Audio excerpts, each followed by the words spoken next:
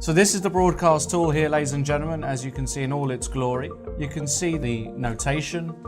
You can also see the engine evaluation next to each move, and also how long they spend. What I like is you can make your own moves on the board. You can check the alternatives to what the players did. And even for the moves you make, you get the computer evaluation here. Fantastic. I think you get it quicker and better as a premium member, such as yours truly. What I also like, there is a chat function. You can exchange things with people from all over the world. If you want to see something else, let's say you're watching a tournament and you want to see all the games at once, no problem displaying. I have no idea how many games there are, like 128 games at the same time. Can do even more. This is a team competition. You click on multi-board. That's beautiful. You can see all the 8 games going on at once. You can see the games and standings, which I... What we got? I'll click around. Games and standings here. Yeah.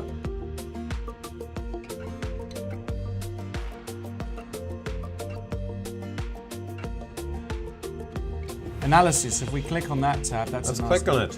You can see that it's a great little graphical illustration. The red line is 0, that is the absolute even mark. And if the white bars go up, the further up they go, the bigger the advantage. And the black bars show a black advantage. Then there's a database, and here we get the alternatives. And if we click on a move in the database, bam, it gets played on the board. Fantastic. And then the PGN can even be downloaded. I like that feature. Yeah. Whatever tournament or game you're following, you click it and you open it in the program of your choice. Yeah, and one of the great things I like to see as well is when we get a video from the playing hall. I like to see them in their seats, nervous, you feel the tension, you feel like you're there, don't you? Chess is really becoming a spectator's internet sport. Great that we can see that. I also love to see the fact that we can get in some of our friends to join us during the broadcast. And it's all interactive, that's what we love. And a lot of overview functions there. A lot of great functions there, ladies and gentlemen. Make sure you take advantage of all of them.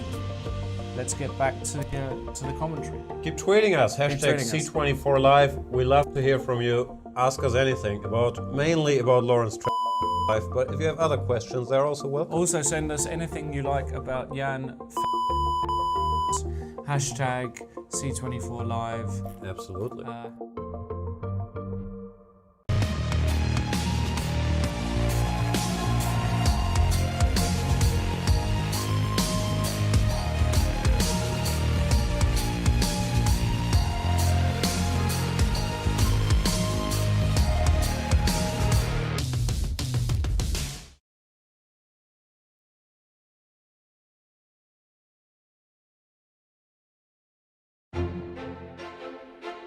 Super discounts on merchandise.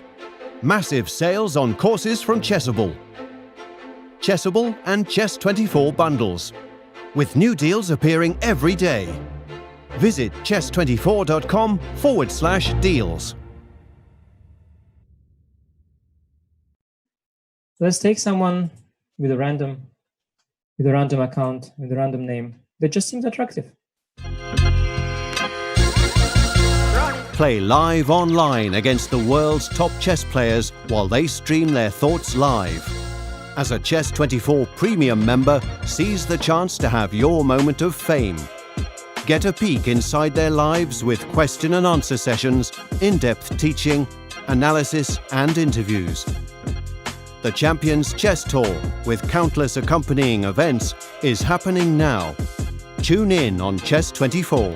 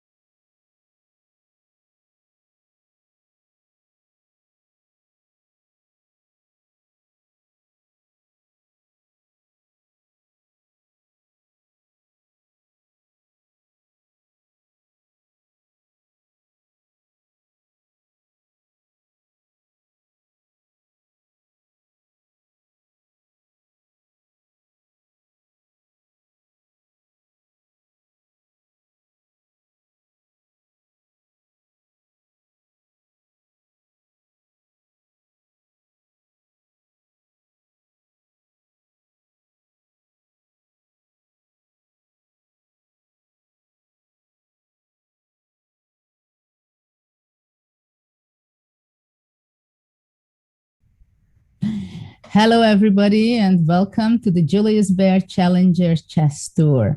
We are having a very exciting event already for 2 days, and all the youngsters, boys and girls, are fighting out the games. I'm sure they are getting tired, but now today they have new energy. This event is an online tour designed specially to support rising young players and advance gender balance in the sport of chess. And before we start to go into deeply on today's games, I would like to welcome my co-host, Vladimir Kramnik, the 14th world champion. Welcome, Hello. Vladimir. Nice to be Hello, here. Judith. And hello, Judith. Hello, everyone. Well, yesterday we had some interesting games. At the same time, we had some situations when there was no game. And I think we should explain this a little bit to the audience. What has happened with one of our players, Dinara Sadokasova from Kazakhstan. She's a 2500 player, and she's quite a good player, I must say. We were very happy that she's also part of your team, Vladimir.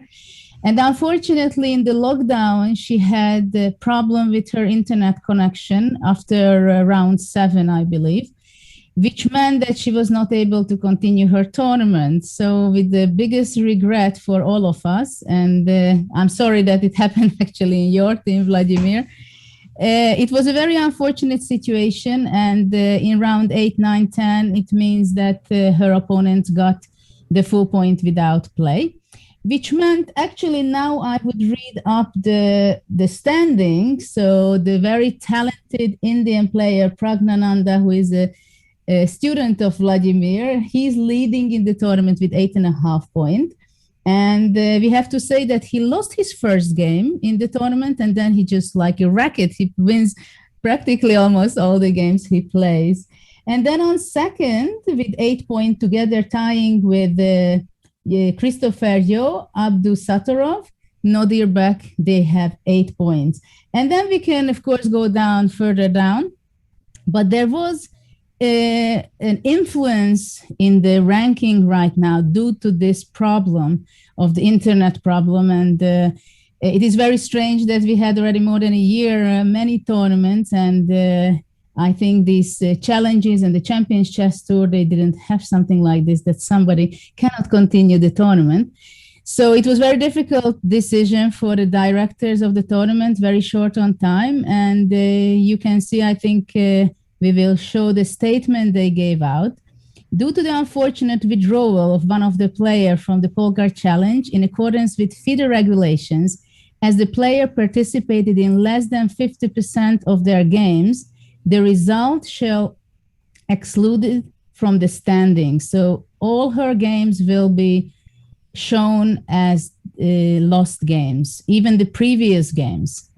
And you can read out all the way, which really a little bit, we can of course argue how much, but it will affect the players. And now I would like to continue that it affected the 3 players actually, because Dinara had 3 draws, and now Nihal, Murzin, and Mamadzada, they are going to have, instead of the draw they play, they are going to have the full point, which is, of course, in some ways, it's not fair.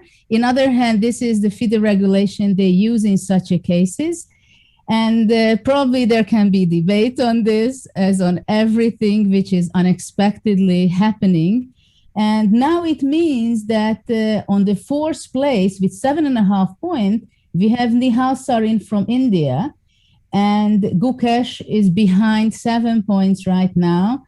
And then Murzin, as he also got a kind of a present of half a point, he's tying a 4-way tie with Volodya with Keimer Vincent, Liang Avonder, Lei Ting Chi, and then we have the rest. So I think this, of course, makes it a little turbulence to the tournament. And I'm really apologizing outside of my my influence. But Vladimir is right now. It means I think that the Polgar team is leading 49.5 to 48.5. but we still have more than 500 games to go. So I think you can give me this advantage with your team. No, I mean, I don't mind the disadvantage. I would, frankly, personally, I would go with the decision to replace her, to give a chance to another, in this, of course, in a rush a bit, but to give a chance to another young, talented female player to finish the tournament for her. But okay, it is as it is, yeah, so let's...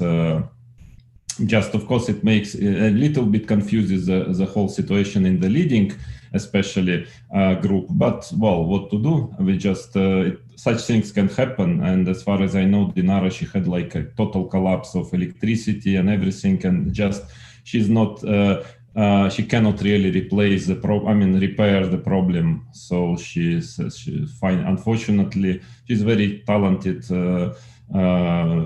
player, and was a pleasure to have her in her team this time. But okay, what to do? Let's proceed as it is. Well, actually, Dinara was very upset about it, and she was apologizing to all of us in private messages. At the same time, also in her social media, she regretted it, and she was so happy to play in this tournament, in this challenge. And the organization is planning to obviously like to get her back when all these issues are stabilizing for the next challenges. But well, issues like this happen, I guess. Yeah. And in the final standings in team wise, we are going to have the top 9 seeded best players counted for this challenge. So I see that some games started already, and we are waiting. We picked first the big game of the round 11, Christopher Yu against Pragnananda, the leader and the second place. And fortunately, both guys are from my team. That's good. And, yeah, you can be proud of your guys. I'm proud of mine. Yes, but you have no less reasons for to do this. But yeah, I mean, if Prague, as everybody calls him, you know, even in India during camps, they just calling him Prague just to make it simple, and he's used to this. So let's call him Prague. Yeah, he is well. I was personally expecting him, frankly, to do well in this tournament. I know how strong is it. That Christopher Yu is a very pleasant surprise. I mean, of course, he's a good player, but he's definitely underrated, I feel now, because in general the level of his play was much above his current rating. So and he is pretty young, so we can expect him to be a new name in the junior chess, and hopefully in the world chess in future. Yeah, I think there is a good chance that within a few years, out of these 20 players who are competing right here at the Julius Baer Challenger Chess Tournament Tour, probably there is a chance that we are going to have a runner-up for the World Championship title. Don't you think so? It's very likely, yeah. I mean, I'm pretty sure about it. At least a runner-up. Let's say that's not the only, not the maximum. But yes, it's very likely. So in the meantime, until we get some moves from the picked game with Christopher against Prague, can we check on Vincent Keimer, who is a very talented youngster? Mm-hmm. From Germany against Nihal, also from India, a Slav. Mm-hmm. Yes, getting to Carlsbad structure, CD5, ED5, Queen C2 or E3 now, 2 moves. I think Queen C2 is considered to be a little bit more accurate. Business as usual, you are and always... that's how I played myself. Again, actually not such a long time ago. I mean, only a couple of years ago, maybe. I mean, 2.5 years ago, I won a game against Lamy in this variation. Yeah, Queen C2, Bishop E7 is played. Yeah, very classical Carlsbad structure.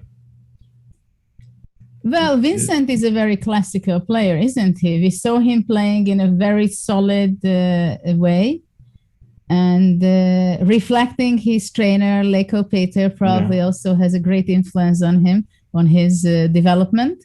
But I must say that in tactics, he should be practicing a lot on that, because he has such a great understanding in strategic that in some games, like yesterday also against Murzin, I think he had blundered some tactical issues.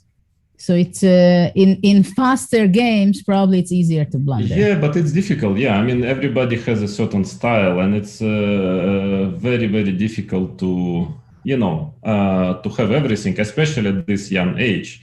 So it's a usual situation, it's a normal situation that a junior is extremely good at tactics, but then positionally something is missing a bit, or other way around. Yeah. I'm surprised that you could finish your sentence, because I switched to Christopher against Prague, and it's a quite shocking move, h5. And I believe that it's a novelty or a mouse slip. Yeah, hard to say. It's hard to say. Of course, if it's a novelty, it's not a great objective novelty. That is clear, but yeah, I mean, it's more likely to be a mouse slip. But I mean, it's not losing by force, I guess, at least. But it's difficult to make a mouse slip, because otherwise, what, you want to play h6 or what? What was the plan? I mean, then I don't know. Maybe it's the kind of little idea for quick chess, for rapid chess. But well, I guess this move could never happen from Prague's mouse or hand to be played in a classical game, I must say, because it's. I mean, I've seen a lot of different moments when h5 was played, but here I'm also shocked right now.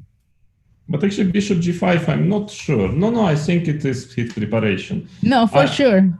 I mean, I wouldn't,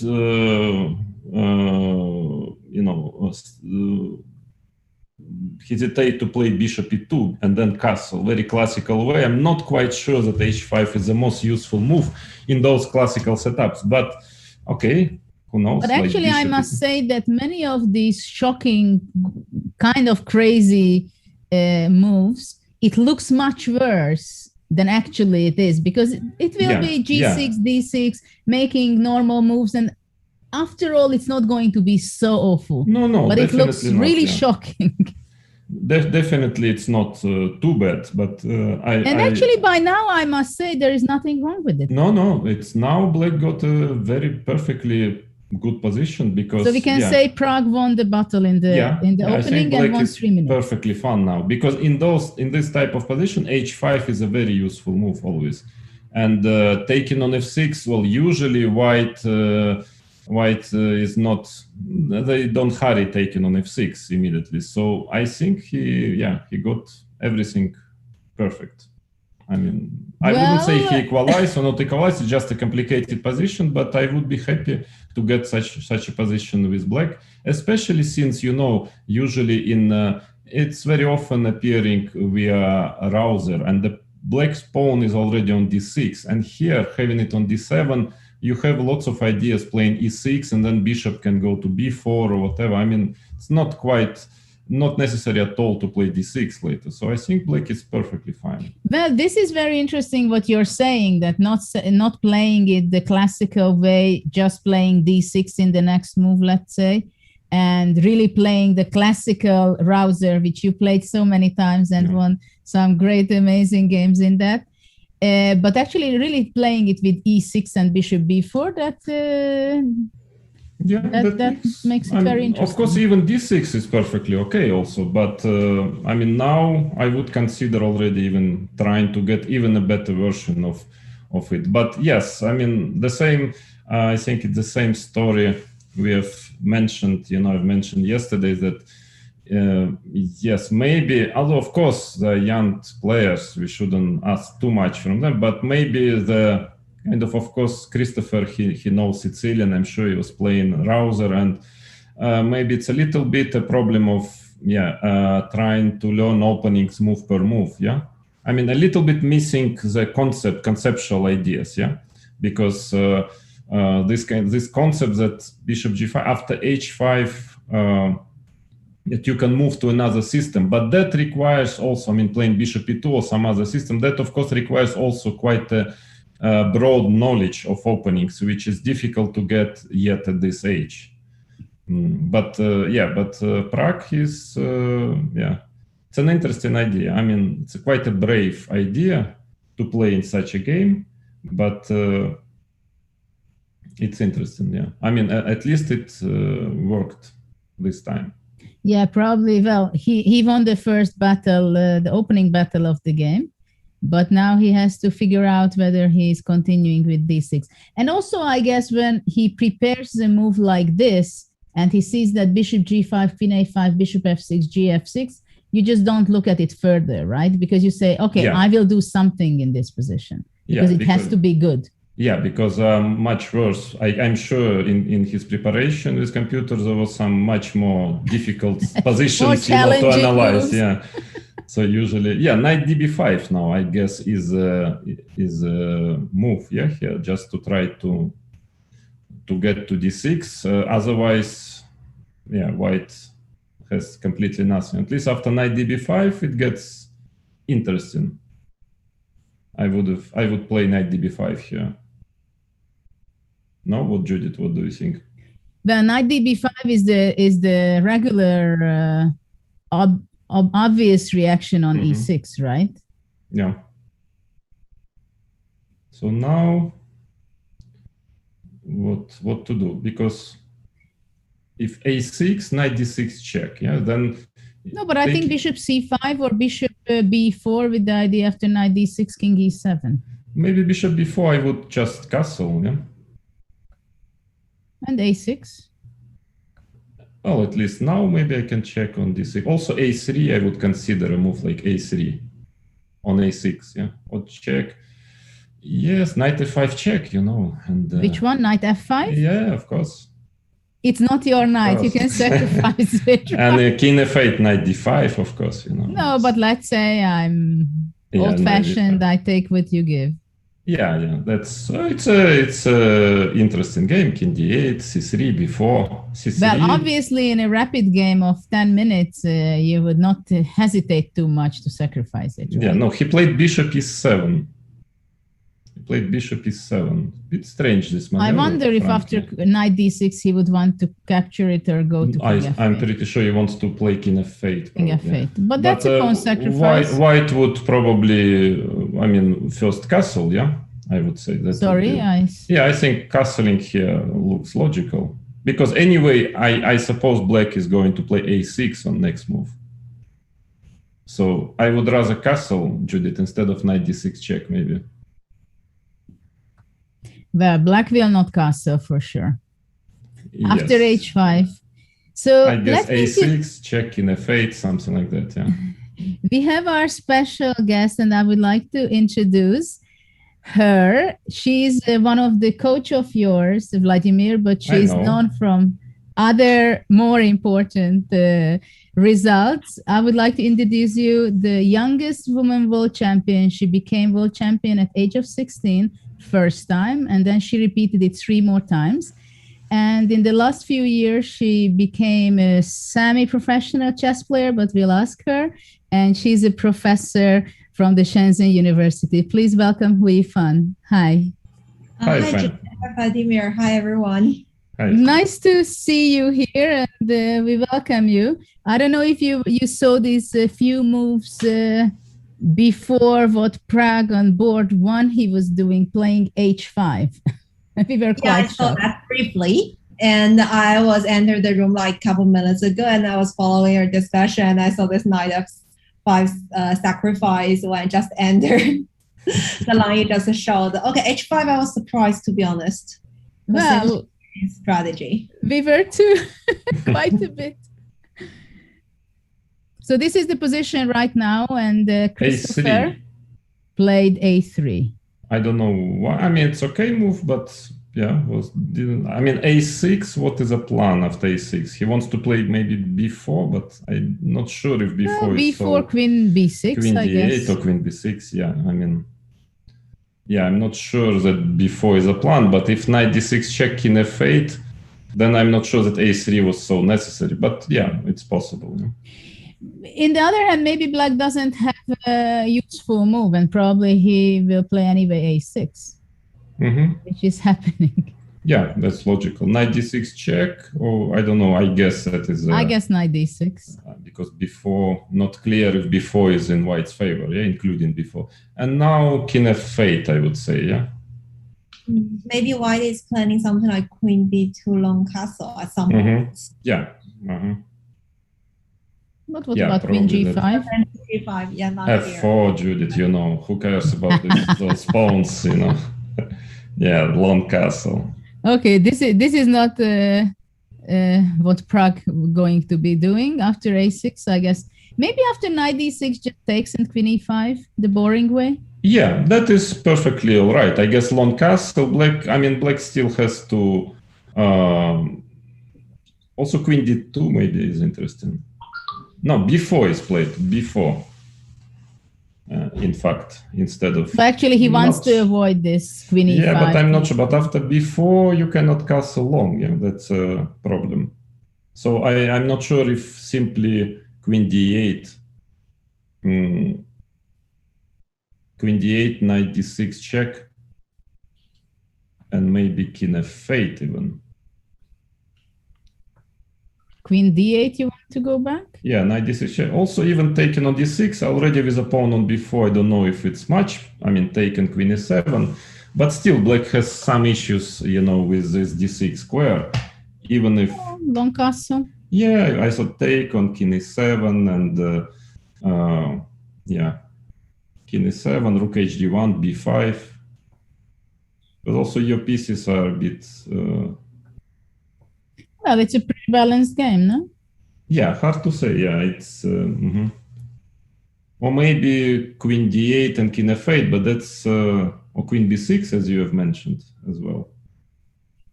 It's a decision here, where to move the queen, yeah? Well, not much of a choice, and knight b4 is not possible, I guess. Knight b4... No, that queen b6, no, that's rook too much. a4. No. Yeah, even castle, that's too much. But yeah, but queen b6 and queen d8, both moves make a lot of sense, yeah? Because queen b6, of course, is also tempting. After queen b6, knight a4, maybe. And then queen d8, because I'm not sure if knight on a4, yeah, check, and king f8, let's say. c4 might come, yeah, correct, yeah. And b5, and try to stop c5, because c5 is very dangerous, yeah? Well, in the meantime, that we wait Prague to make a move, which he's hesitating. Can I ask you some questions? That how is it for you to be a professor? What does that mean in your everyday life right now? Well, yeah, it's like each semester we have a little bit different schedules. So, for example, taking this semester started last month in March. And in general, I will have like lectures for the 2 days, like almost a whole day. And then there's some projects that I applied, and one of them is running. And apart from that, since I'm working on the PE department, so we are also having some work related with, let's say, organizing events and build up a chess team and the plan for the students which tournament to participate and regular training, things like that. So are you also coaching the best players of China regarding chess? In university, last year we didn't have a lot of strong players. Only one among 8 is international master. But this year we're supposed to have at least we have one grandmaster, and probably we'll go the second one. So this year will become relatively more stronger. Mm-hmm. So what about your chess career? What can we see you playing time to time, or what is your real everyday life and your plans regarding chess, competitive chess? Well, so I played a couple of these rapid events. Most of them happened online last year, and some of them were, let's say, national ones within China. And at the moment for this year, I don't have anything planned yet. But later on, we'll have one, let's say, general sports festival which is important. And I'm not so sure if I'm going to take part in that one, but probably there are going to be a few, in the rest of the year. But at the moment, nothing decided yet. So are you in shape, you feel, in chess? Do you have time to train and keep up yourself, being ready for a competition any moment? I guess most of my training time will actually spend in the university where, I was coaching the players, because as I say, let's say few of them were actually quite decent. And in the coming year, I guess we would have to spend more time together. And I guess that's also kind of training for me. It's not the same like when you're coaching or when you train yourself, but at least you're making yourself, get into chess and really think about it and make a plan. So I guess that helps somehow. And for my personal training, probably I will take it back sometime. I mean, in the past month, it was like really different in the different periods. So it depends. Do you think from your university you're going to see a Olympic member? Somebody will qualify for being in the Olympic team? Girls or boys? Girls at the moment is more unlikely, to be honest, because I think we going to this year going to have one rated like 2,100, something like that, or 2,200, 2,000. I'm not so sure. So I guess for boys, we might have more chances. As I said, they're going to be at least 1 or 2 grandmasters. But still, our main team is actually they already above 7, right? So I hope that in the near future, in the next few years, it will be. But we'll see. So before I have many questions to you to ask, but after all, we see a very interesting game, and I'm not sure Prague is actually it's so not happy with his position. It's not well, this d6. I was thinking maybe this is an important move if he's in time, because if Lone Castle, I guess he wants to play king e7 in this fashion, and if he manages to defend it like this, then he gets out h4, maybe black is doing well. I mean, now it's pretty much, and also if queen g7, he has king e7. So that is pretty much a matter of tempis now. I mean, maybe he is doing well. Maybe white should have played Lone Castle instead of queen c7. Unless there is some tactics. I don't know. I don't really see. Christopher didn't want to make repetition of moves, right? Previously, queen d6. But now after king e7, do you see some maybe he's tactics, going to be regretting it. I don't really see how to proceed really with white here. I mean, what's the point of queen g7 unless there is something very direct? Well, it's on the board already. King e7. That's incredibly maybe safe. e5 maybe. D takes. And knight e4 I want. If Vladimir always wants to sacrifice, no matter what, especially exchanges. So he's not missing out any exchange sacrifice for sure. So pawn is not I think e5 can be a very, very serious move, because whatever you do, I mean, you could take with a knight, but still knight e4, and then this f6 pawn is... Actually, I like it. Maybe it's the only serious move right now. You can also try Lone Castle first, but then queen g8 might come, and then you change queens. So e5 is... I think queen g8 is a threat, e5 is played. Sharp move. But pretty very strong. Pretty move. I mean, very interesting, at least. The more I look at it, the more I like it. Maybe knight takes e5, let's think. And if king knight e4, knight d7, but that's, it's pretty, very dangerous. But maybe it's not too bad. It's not dangerous enough. Queen g3, maybe.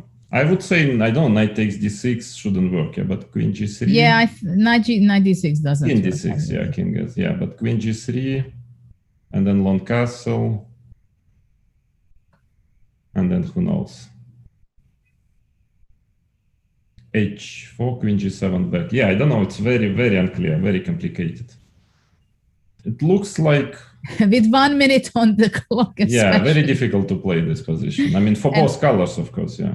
Knight e5. Yeah. I'm pretty sure that Prague was surprised by e5. He blundered when he planned this. No less than by h5, his opponent. Yeah. How about f5 instead of knight d7? f5? Queen check? Ah, no. King d7, yeah. No, maybe knight d6. Knight d6, queen takes, just sacrifice, and bishop b7. I'm not sure. You can even go here. What do you think? That is 3. Yeah, that is a good trick. Maybe with knight d3. No, I mean, it's just knight winning. d3. I think it's just winning. Yeah, correct. So maybe after queen d6, but queen d6, maybe rook d1 I have, intermediate move, which is quite important. But knight d7 was Knight d7 is played, yeah. And now, it's a very interesting game, yeah. So if long castle, I think that at least black has queen g8 just to be safe. I'm not sure if d5 is not good, but at least, to change. I'm not sure if anything wrong with d5. Knight d6. You is not joking. King d6. But what is his plan? Queen g3 check? I mean, long castle check, and Queen I guess G3. just to continue. Queen g3, king e7. King e7. I guess long castle check, but it doesn't look like it's But enough. black can even go here back. Yeah, I don't really get the point. I mean, queen takes f7, yeah, probably queen f7, but then king escapes to c7. He went queen f7 with 18 seconds on his clock. But that shouldn't be enough. Bishop b7, that is a bit strange. I would say it's a very risky move. Why not queen e8? c4. Now queen e8. Yeah, but then rook d1 check, I mean, comes, I don't know. Bishop b7. And what on rook d1? c7.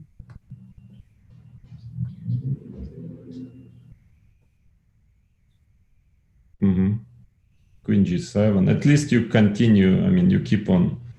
I would just, like to keep my d7 knight protected somehow. Yeah, that's with a bishop on c8.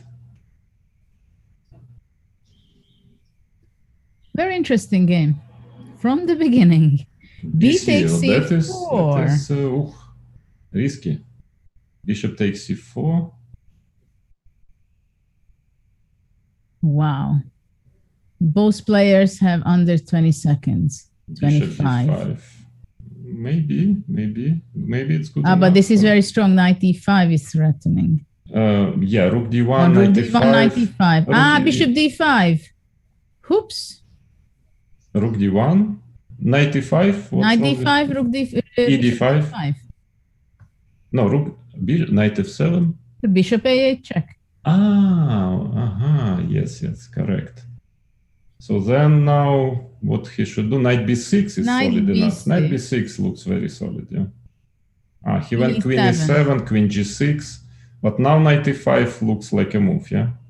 Queen g3, h4, or queen e4. Queen g3, rook g8, rook g4 looks like queen b3 he like a refutation. Then knight c4 and it's just bishop takes d5.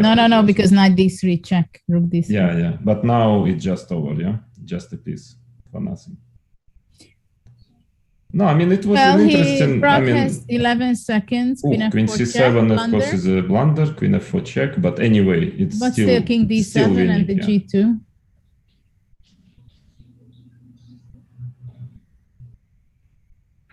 We can feel the tension in the game.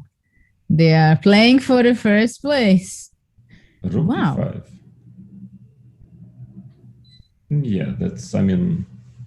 No, it was not a bad try. It's not a bad try, yeah. I mean, shouldn't be enough, but at least it's a try. King c6 looks good enough, yeah. Castle, queen d6, some solid moves. And well, king e7, queen e5 is also not bad. Yeah. Then, it's a rook after all. But there are still some checks, yeah. Queen... rook g7. Maybe, interesting solution. Unexpected to me. Yeah, rook e1 check, king f8. He wants queen h5. Yeah, lots of pawns. Of course, it's objectively not enough play for white. But what was this rook g7 move? Rook e8. Yeah, it's good enough, of course. Yeah. I mean, I'm sure Prague could have got the same position with 2-3 more pawns on the board, but maybe it's not so relevant. Queen g5 now. King f7. Maybe it will not change the outcome of the game. Well, now Queen g5 is expected. Yeah. No. Queen d5. He wants to mate. In fact, maybe he's right. He wants to attack now. He thinks that it's him who is attacking. No, finally. Finally. And 3 pawns will be not enough to save the game. No. Hardly. Prague really wants to be the first in this tournament to qualify for the Julius Baer Champions Chess Tour, because he's going to get the wild card if he's going to be a winner or whoever. Yeah, but it's a bit early yet, yeah? It's too early to say. But I think it crossed his mind. Let's put it for that sure, way. yeah. Of course, it's still far away because after this round, we still have 8 rounds to go. Yeah, I guess nothing can save white now, yeah? Because white will try to put the rook on f4, but then at some point this rook will be... Yeah, rook c5, rook f5. Yeah, for instance, yeah. Oh, it will not be rook f5 anymore. Yeah, but another plan, what I actually wanted to propose is rook c2, rook e2, rook e4 or something, yeah. Well, I can still go rook f3 then. Yeah, and then f4 and somehow, yeah. Yeah, but it's true. I mean, you still have to win it with seconds, but... Well, it shouldn't be a problem to win, right? With 50 seconds on your clock and 5 additional seconds per move.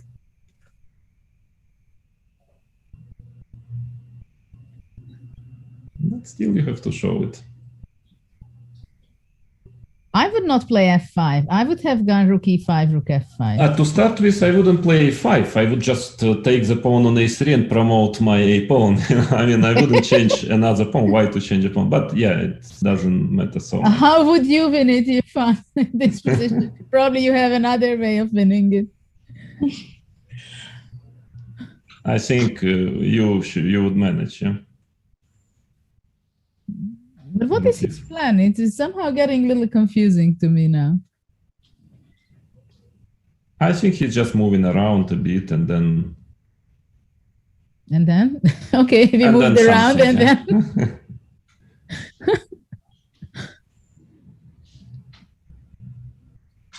Probably he's frustrated that his opponent didn't resign yet.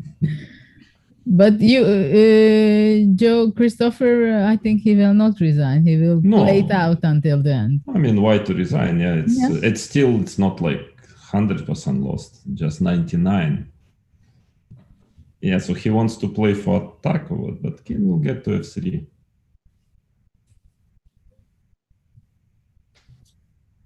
Maybe just rook g4 and f4 at some moments. Yes, f4, yeah, that's... Rook g1 next. Rook a3. Maybe f3 check. f3. Even, yeah. f3 check and rook g1 check. But yeah.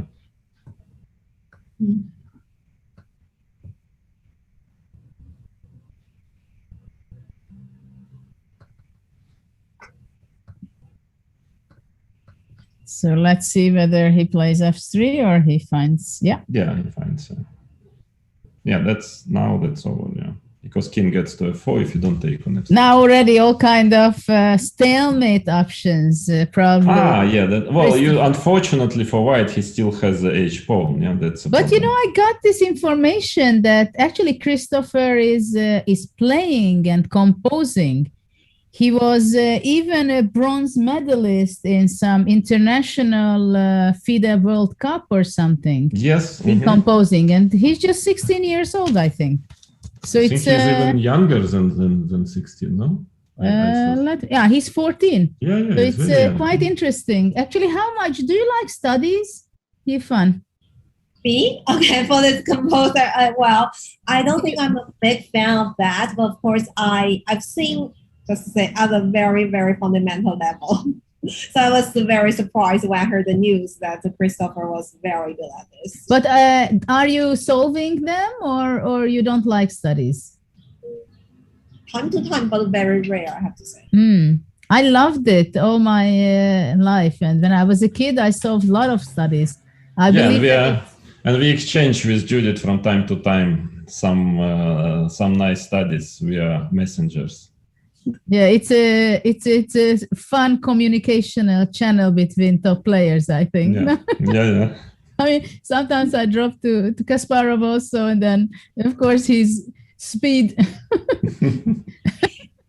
Within a minute, you're going to get the solution because it's a prestige that he solves it.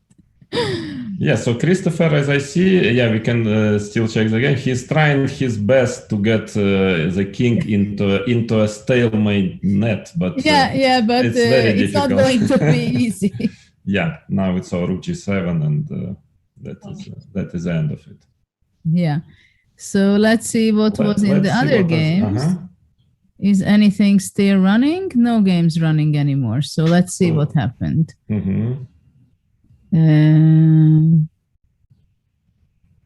Let's see. Avander. He won, I suppose. He won against Salimova. Then let's see. Oh, poor Carissa. Oh, she lost again. Then Jonas, he won against Tingchi. Yes. Gukesh beat Olga. Won against Olga Badelka. I think the first round is not great for my team in general, I can see. Well, we still have many games to go. That's true. Yeah, let's have a look at there is another result. I think Leon Mendonca, he won against Mamadzada. And let's maybe have a look at the game Keimer Sarin, which just briefly, if we have time to go through this game. What was this? That was this Carlsbad, which we have started to check. Yeah. Yeah, castles. Okay, very classical. Rook f4, rook e1, yes. Usually knight f8, then followed by f6. E4. Isn't it too early? Yeah, it looks a bit early. I mean, I think, again, I had a game with René 1995. I played rook a1. Just yesterday. Yes, f6, knight f3, then g4, f5. It was a strategical game, and I managed to win it. I think white is slightly better there, but e4, yeah, usually it's very direct. I mean, whether it works and white is better, whether it's just completely equal, but who knows? Why not knight f2, queen f2? Good question, yeah. I'm not sure about queen b4, frankly, but yeah, queen f2 looks logical. d4, I suppose, yeah? Or I don't know. He played knight white f3. has initiative, yeah. Still looks like white has quite some initiative. I'm not quite sure about this queen b4 move. Don't like the queen on b4. Yeah, this doesn't look great for black. Well, somehow he's very much in the behind in development, right? Yeah, extremely dangerous, yeah. I mean, a3 maybe. Actually, maybe it's the first round out of the 3 days that it finished within 35 minutes. And it's not one of the game at least playing out until the next round starts. Queen f8 or queen d2 looks like... It looks huge advantage for white. Like white is much better, yeah. f5, yeah, maybe a little bit. Yeah, why f5? Maybe queen d2 just very solid, yeah. I mean, maybe I don't know what is black's move, yeah, after queen d2. What would he do? Because I wouldn't f5, like to be in black's place. Oh, it looks quite dangerous position. But maybe f5 also, it's very direct move. Also, of course, very dangerous, yeah. Also a good move, probably. Knight f4. Bishop c4. Well, again, I guess it's a typical example that you have so many tempting move and continuation. But now maybe black is getting out. Yes, still, it's not completely clear to me. Yeah, I was just wondering why not knight e5 instead, but okay. When? Instead of, here, maybe knight e5. This looks tempting, yeah, to Well, probably knight d5. Yeah, but I won't take an f6 or f6 somehow. It looks Yeah. doesn't look good for black somehow. And it's very tempting move, just like, you know, with a hand, yeah, you play knight e5. Because here, of course, Yeah.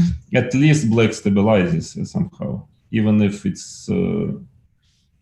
Well, knight e5 looks scary, but d4, d4 yeah, here it's if black doesn't lose immediately, which seems to be the case, then black will be fine. Yeah, that's a strange, yeah, because but it's strange e5, that bishop f7 is not winning.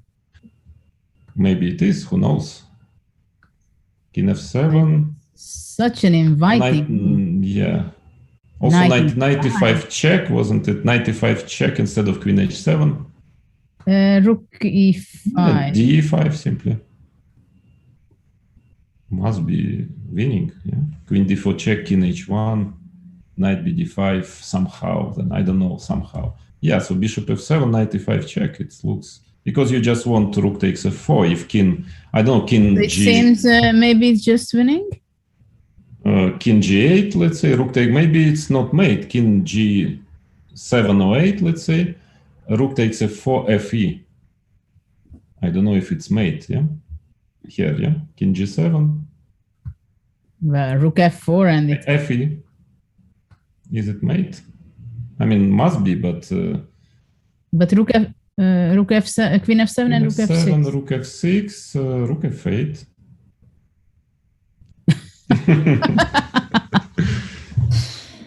So, okay. But it must be. Yeah, you should tell us how it's made. It can't be. It is made, I'm sure. Maybe rook g4, rook g6, the same idea. But yeah, I was thinking about it, but then there is this. First of all, still rook f8 possible. Queen f8 queen takes d4. Yeah, queen takes d4 and queen f4 maybe also. Queen f8, queen h5, king h7, rook f1. This I think is, yeah, queen h4 maybe. Yeah, queen h4 even just to then g3. No, but after queen h4 you go queen f7 maybe. No, queen rook is fine, but g3. But I wanted to sacrifice. That's good. Yeah.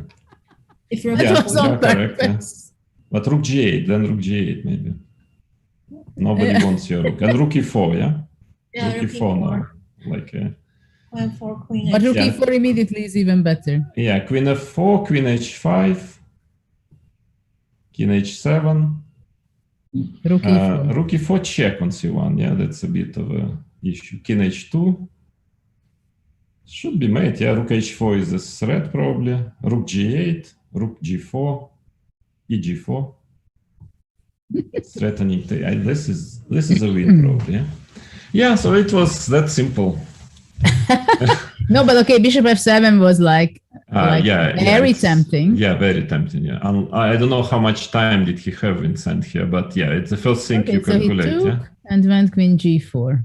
yeah, king f8, queen h4. He thought he can win it without sacrifice. In a Leko style, yeah. But what, he That's wanted to what, make a draw? I think here already, yes, probably he ran very short on time. I'm still not sure about why wouldn't he play knight h4 instead of queen h4. I mean, I thought knight h4. Yeah, but maybe because of these checks. That's the problem. Yeah. Check on g3. Yes, sure. Yeah. Okay, so now he is already trying to survive. Yeah, with queen h4. Yeah, maybe he was ready for a draw, and then black was playing after f5. Nihal started to wanted to take over. With all reasons, yeah, to play for a winner. Probably black is already pressing. Yeah, knight e2. Well, It's getting knight f7. what about? Oh no. It doesn't look good for white, but maybe still within a drawing. Yeah, maybe he is in time. Yeah, f4, knight h6. Well, white had fantastic chances in this game. So I think he maybe blundered the pawn at some point. Knight g4. Well, let's say I'm pretty sure. But isn't it winning for white? Yeah. It seems like it must be just winning. Taking on e3 even. Yeah. Yeah. Why not to take on e3? e3? And then to get your knight to d2 and so on. Okay. Draw. Okay, why not? Okay. Okay, it was an interesting game. So let's see what is on the menu for us in the next round. And maybe Abdusatorov. Yeah, let's see. It was a draw, yeah? With Sarazat, she made a draw with Abdusatorov. Maybe let's have a very quick look at this game, yeah? Well, that has to be quick because in a minute they're going to be started. Just very quickly to see if somebody missed something or it was just a good game, yeah? A perfect game of chess which should end in a draw, obviously, yeah? Objective. B2. I'm waiting for D5. Okay. Yes, of course. Finally.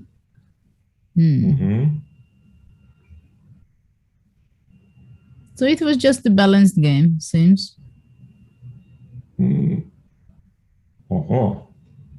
It's a bit strange why didn't he take with a rook on d5, but okay. I mean, why did he decided to pin himself? Because he could have taken here. Bishop here. He could Rook have B1. taken with a rook. Rook B1. Yeah, rook B1. So he wanted to play for a win, but it's yeah. Okay. Well, not very exciting. So it was a draw. Yeah. But a good performance by Sarazat. Let's see. This was round 11. So I'm closing this and I will open round 12. So let's see what we have.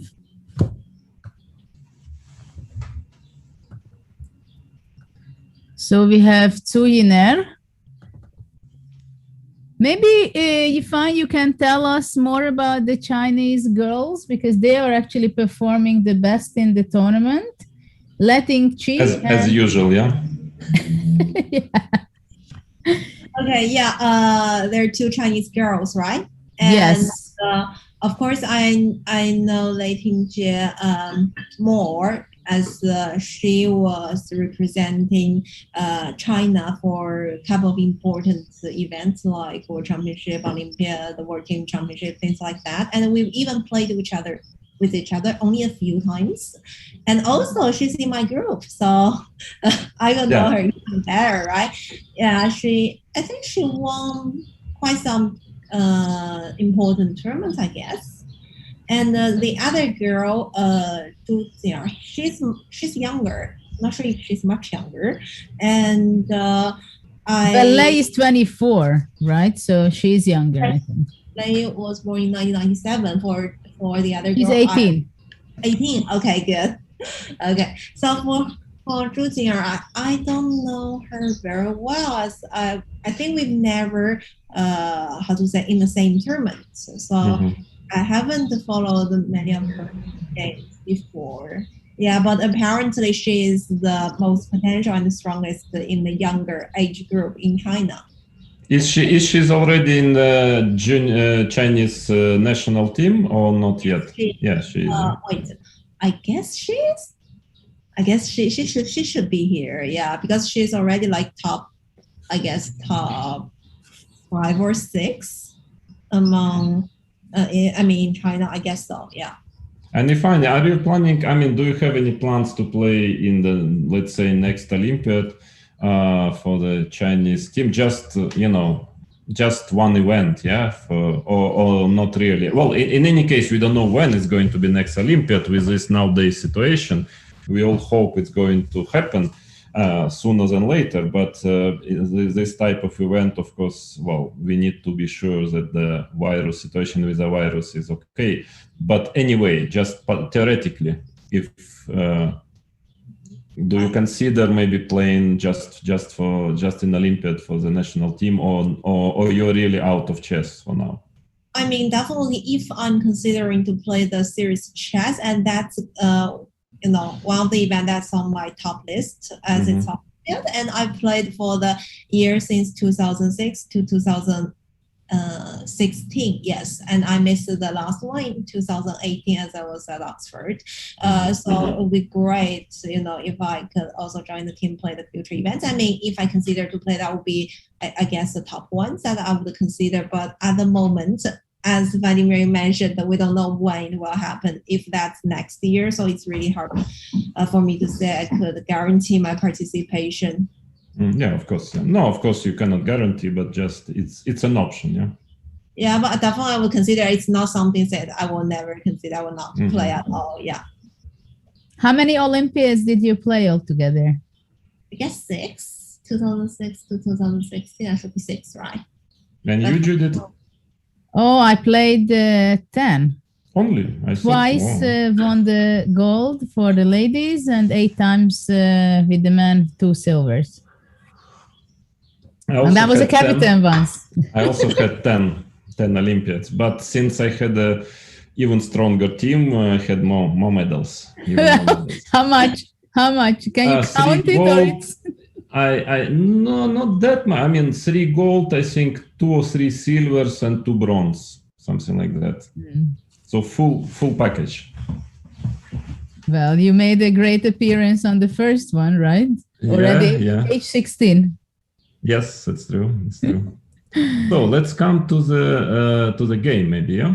Yeah. Which game do you want? Right now we are seeing Tujiner. Sorry, I'm pronouncing not correctly the Chinese players. I think that's perfect. I just heard it's almost perfectly right. Yeah. Intuition. But I think she kind of misplayed a bit the opening. Yeah, it looks like Black is doing very well. I mean, at least visually, he just needs to develop. Then he might even be better. But he needs some time to develop. I think if I was white, I would maybe try a3 or something, because I think Black wants before knight d5. So I would really try to stop a3. To stop before, so maybe before with a3. Yeah, maybe playing a3. I think shortly we have to say goodbye, unfortunately, from Irfan. But before, I don't know if you have a few more minutes or you have to go already. Sure. Can I just a last question in connection to the tournament, because you are one of the great coaches of Vladimir, so you're supporting Vladimir team. And if we can have, I would like to show your team also on the screen. You have Julius Baer from Denmark. He's 16. You have Leon Mandensa from India and Lei Tingchi. What is your experience so far with your small group of youngsters? Yeah, we got one session actually just the day before the event, as our 2 boys had a very busy schedule. So both of them just participated in an event and almost just finished right before this event started. So we got one session, and the theme of the session was about endgame. And among the sessions, I could say their styles and also their personalities. So, for example, Jonas from Denmark, I guess he's relatively a little bit shy to speak too much, but I can see he got a lot of ideas. But for example, Leo, I could also see he got a lot of experience, and he's very good at these end games, let's say, theoretically and also practically. And for Lei Tingji also, she has seen a lot and also very active to, represent herself. So in general, very good atmosphere, but only through end games it's hard to tell. So for example, after seeing the result of the first day, I was a little bit surprised with Leon's performance, as I thought he could have done better. But again, this is really fast chess, 10+5, and also online. So we'll see. Yeah. So what are your plans in the next 4 or 5 months? Do you expect the players increase their level with your guidance? Well, definitely, I hope so. With leading by Vladimir and our guidance, and also the practice, right? Because we got five events, and they could practice their fast-speed chess.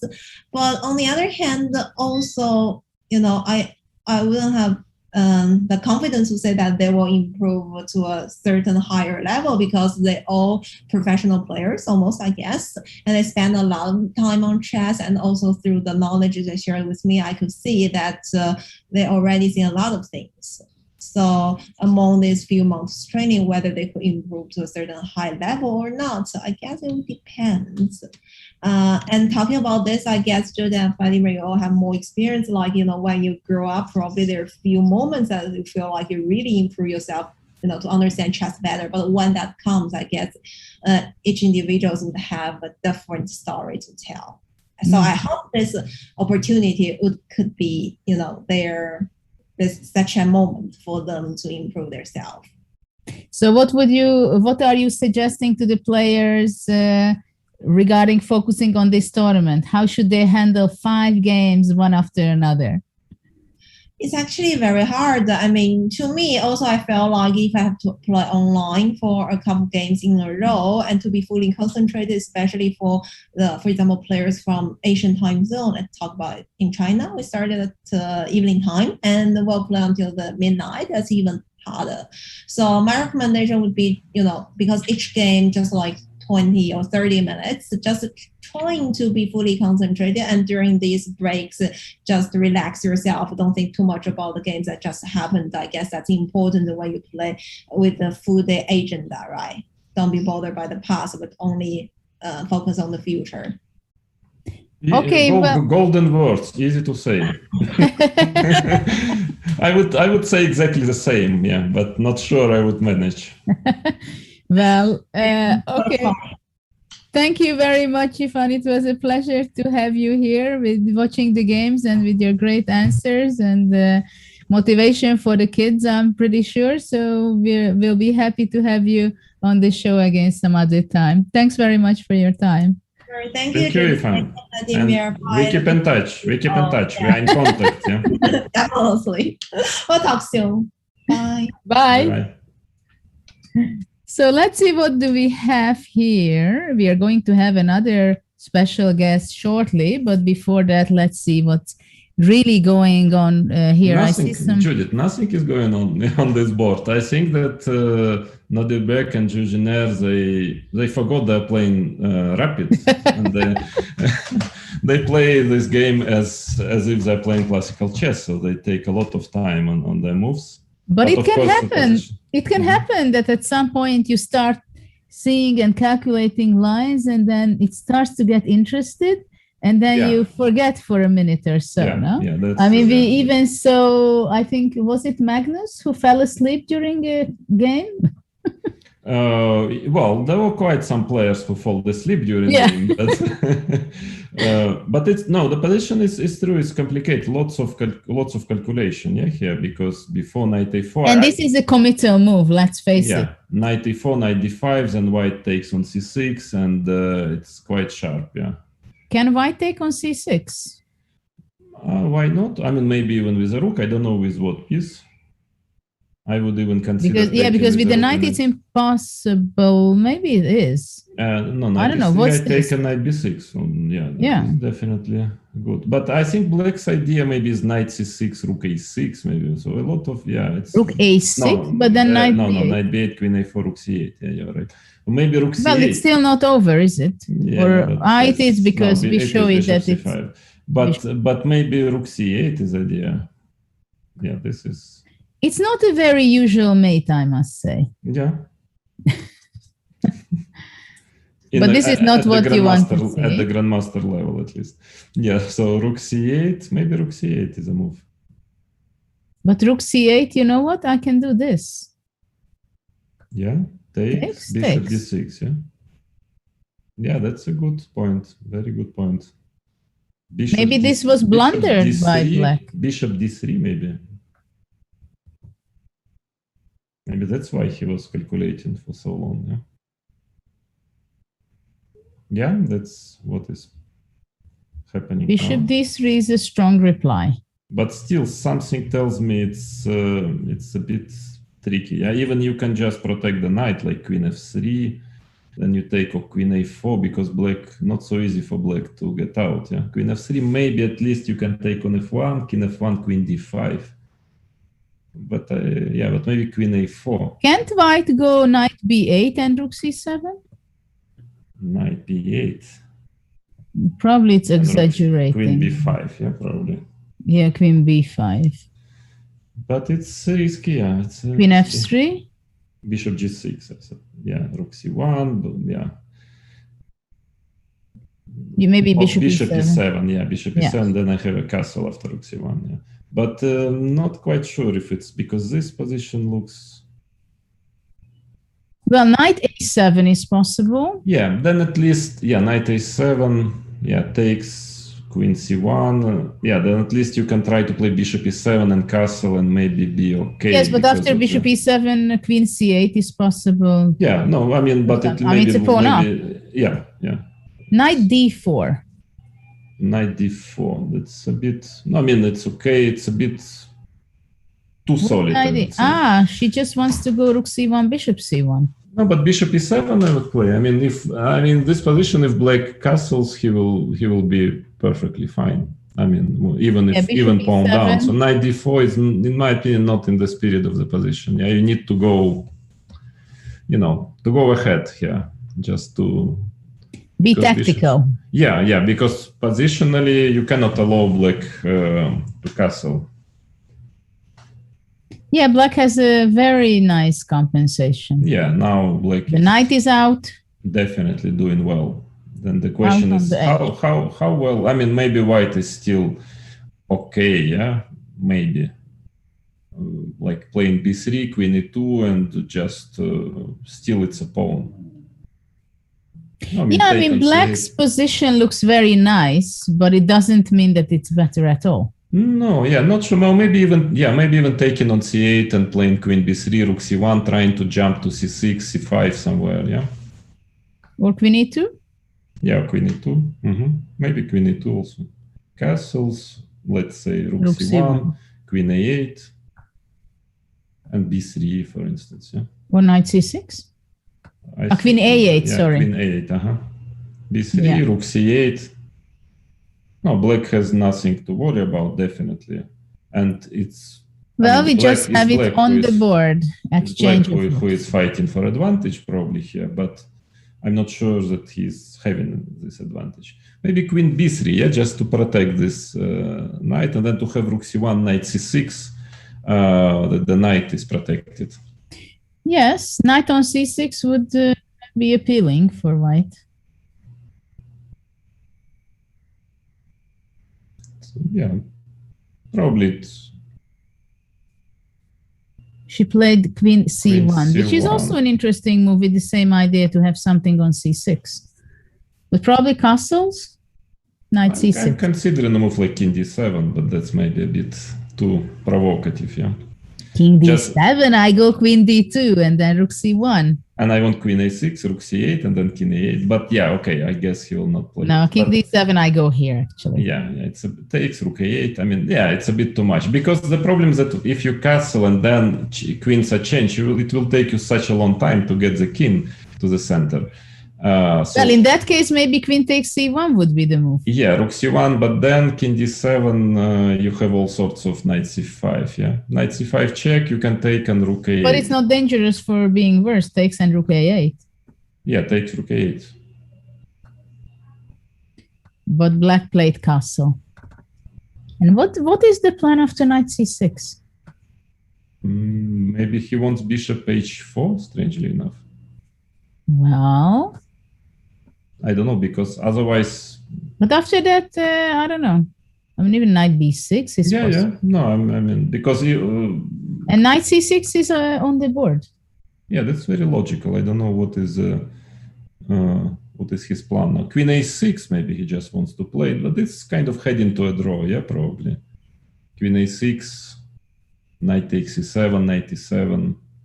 Maybe move like bishop c5 can be possible. Rook c8. But also, yeah, queen goes over, but even b3. No, bishop h4 is the plan.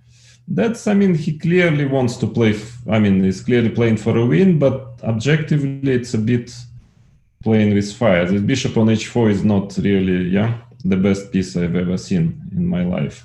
Well, probably he wants to go after knight b6 to take, and bishop e4. What do you think? And then queen b7. Possibly. But knight b6 is by far not the only move, I guess. Yeah? I mean, there are some interesting options. I don't know about bishop c5. What about bishop c5 move? Bishop Very. Yeah, probably not. I don't know. It has to be. Okay, queen takes c6, bishop takes f8. Okay, yeah, then I have some, but maybe queen a4 works. I wanted to play queen c8 and then knight b6, maybe knight b6 is working. And queen b8, knight d7. Yeah, and queen b8, knight d7. And queen b4. Yeah, but then at least it's okay for black. Yeah, I don't know. Is takes. Yeah, takes. Well, a lot of calculation here. Yeah, difficult, of course. Yeah, but this is so what? This is time. horrible for black. Knight takes c5. Yeah, it's dangerous. Yeah, I mean it's such a pawns on this side. Yeah, it's serious. Nah, you're playing jokes with me. Yeah, you don't want to go there. But queen takes b4. I could have gone queen takes a2. But of course, it's very difficult. Such a calculation. Yeah. But anyway, yeah. It's now, of course. Yeah. I mean, now it's a decision to make. Yeah, an important decision here, and a difficult one because queen c4 is actually quite tempting because this knight on c6 is very strong. Yeah, of course. But after queen c4, knight e3, f is 3. Yeah. Bishop g5. And just move king h1 or something because this. But you don't like to have these two bishops for Europe. But I have my knight on c6 is such a piece. Yeah, if I manage to keep it, because also b4 pawn can be hanging. I mean, it's very, very unclear. Queen b7. Queen b7, I can try it even to take on b4 maybe with a knight or something. Yeah, it's very you shouldn't be so greedy. It's a bit too much. Yeah, knight c5. This knights bishop are g2, also... bishop e3. Sorry, e3 is hanging. Yeah. Yeah, queen c4, queen d7 was played. Queen d7. Queen d7. Rook c1. Rook I mean, c1, I'm not sure because takes bishop g5. Yeah, that is rook c1. Maybe was a mistake. She had other plans. She has other plans. Everything is hanging, but queen d2. What to do? Wow. Rook a1. But what is this? Rook a1. What else? Queen d2 she definitely missed. Rook a1 and now I guess knight c. No, but she's going to give check. She wants first to check. Yeah. But then she might just lose because then rook a1, knight d1. Knight d1. Winning, yeah, she's right not to take, but still, I would say a move like knight d1 maybe. Yeah, h3, yes. So queen a1, queen a1 is the threat. Knight g6, fg6, yeah, it's probably not good. I mean, knight g6, fg6, f3, but that looks really bad. Ooh. No, but immediately queen e3 check. No, this was painful, this f3. No, that was just a blunder. Queen e3. Yeah, mate. Well, king h1, it's still... I don't see immediate mate still. It's not check. No, king h1, knight f2, king g1, but... But it looks very bad. Yeah, it is bad, I mean, to play f3, you need... Yeah, you at least taken first on g6, but probably h3 was the only move. Bishop c2. Yeah, but 14 seconds. Yeah, that's bad. That's lost. But now queen e3 must be made, no? And queen e5 simply. Check. A lot of checks somehow. Oh. g5. Yeah, good move actually. Good move. Because now after queen g3, you take the queen with checks. Yeah. Queen e3, knight f2, knight e4, knight g3. And otherwise you mate. Yeah, that's finishing the game. Now queen e3 already. Yeah, check and knight e4. Yeah. Well, black won. Before we move on to another game, let me introduce our other guest, special guest, one of your trainers, Vladimir. She's from a chess family as I am, and she's one of the very few players who crossed the 2600. And apart from many great results, she's the world champion in Rapid and Blitz in one of the previous years. So please welcome Anna Mutichuk. Welcome. Hello, Judith. Hello, Vladimir. Hello, everyone. Hello, Anna. nice to see you here. What do you think? Were you following the last few moves in the game between Tujiner and Abdusattorov? Yeah, I saw what you were thinking about, and the lines you were showing. G5 was quite unexpected, but yeah, it looks like very strange and winning on the spot. Yeah, we have quite some interesting games. Do you have any favorite games of this round that you specifically would like to follow now?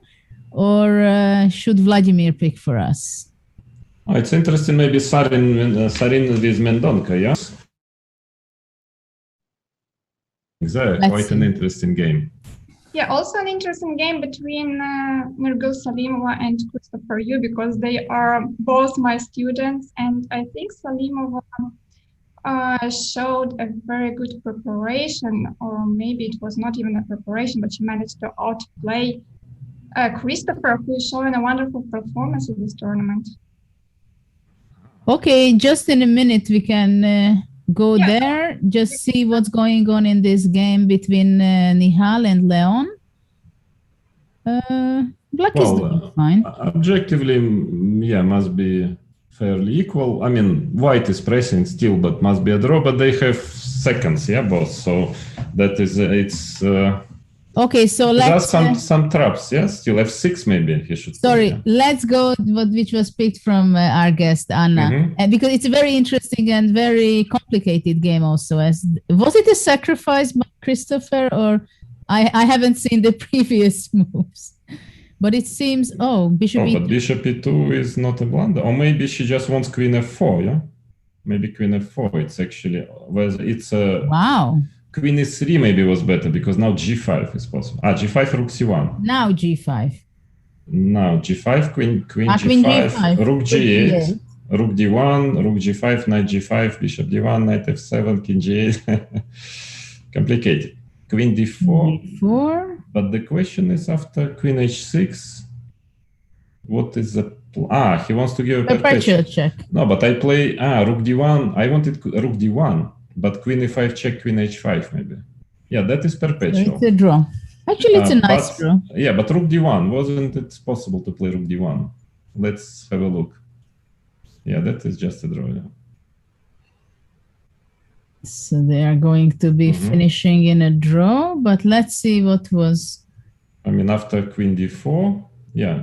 Here, rook d1. Yeah, let's try rook d1. Queen e5 check you have to do, yeah? In the worst case, you can take bishop d1, knight g5, check, and take on g5, yeah, in the worst case. But this because is okay. Here, knight g5, yeah. Rook f8. And I just take on h5 and rook d7, yeah. Might be... Or rook d8. Even d7 is good enough. Yeah. So what after rook d1? Maybe rook d1, you have to play bishop takes d1, knight g5, because now you don't have, you don't have this check, yeah, on c1. So, and queen g5, and what is this position? I think white is better, yeah. It's just the king is very weak. Yeah, but maybe not so clear, yeah, not so easy. But I think the point that we have the bishops on the board is to white's favor. Yeah, I agree. But maybe black will put his rook on the 6th rank, then it will be difficult to play queen h6 and then slowly move the second rook. Yeah, I don't know, but it was fun. It was. But I think, like, from the beginning, it was totally winning for white. But even here, I'm playing rook d1, but I can also probably play rook somewhere else, like rook e1 maybe. I mean, why should I have rook e1? Maybe that was just winning on the spot. Yeah, because now I want to do the same, and I guess you have to play queen e5 check and queen h5, and then you get... But then it's the same thing, exchange of queens and the rook e7. Knight g5 first, rook f8, take on h5. Also, I'm forcing you to take with the bishop and just rook e7. Yeah, that's finishing the story. Yeah? Yeah, but I guess she had a few seconds only, no? Of course, it's not easy. Yeah, I don't know. I mean, but it was a good fight, yeah. Very so what are your impressions, Anna, about your group, about both players of this game? Yeah, in general, I have one of the youngest teams, if not the youngest, like in this competition, and I'm glad about our small squad. We had one lesson before the tournament, and I think it was a nice lesson. All the students were quite active. They were not afraid or shy to say what they think. And already during the first lesson, I got the feeling that all of them kind of trust me, because sometimes they said, let's say, some things which are not like super secret, but which are quite confidential in my opinion. I mean, in case I reveal this information, it can work against them. So I think it's quite good that we are open to discuss different topics. They give the opportunity to get to know them better. And at the same time, it gives me information and understanding what I can do from my side to help them to prepare a more appropriate material and to have our future lessons constructed in a better way. Do you have a lot of experience being a coach? Were you coaching your sister or she was coaching you? Well, first of all, I think I'd like to thank Chess24 for this opportunity, because I don't have that much experience in coaching, and it's my first time I am working with the players of such a high level. I think I shouldn't communicate that I helped my sister during some of the periods and during some of the tournaments, because it's kind of a different story, and it was different lessons, I would say. Yeah, we probably have to mention that Anna has also professional chess player, a sister who is also very strong professional chess player. Yeah? Maria. Yeah, and she was a world champion. Yeah, former world champion. Yeah. Yeah, what a family. Well, it's not you who should tell it, yeah, Judith? Yeah, but I appreciate when you other had families. Even 2 more sisters, yeah. Yes, exactly. But still, I think there are not so many families out there, though there are quite a few who are chess families, boys and girls, and even a lot of sisters and brothers, like the Van Forest family. I think there are like 5 of them. They all play chess. But of course, there are not so many families who are really so exceptionally successful as your family also. I mean, I can't complain either in my family. That's true. But I think it's a very special way of growing up, isn't it, Anna?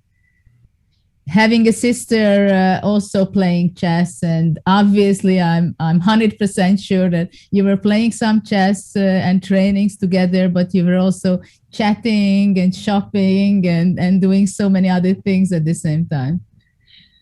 Yeah, true, Judith. You know, we are similar, just we have one big difference, because I am the elder sister while you were the younger one.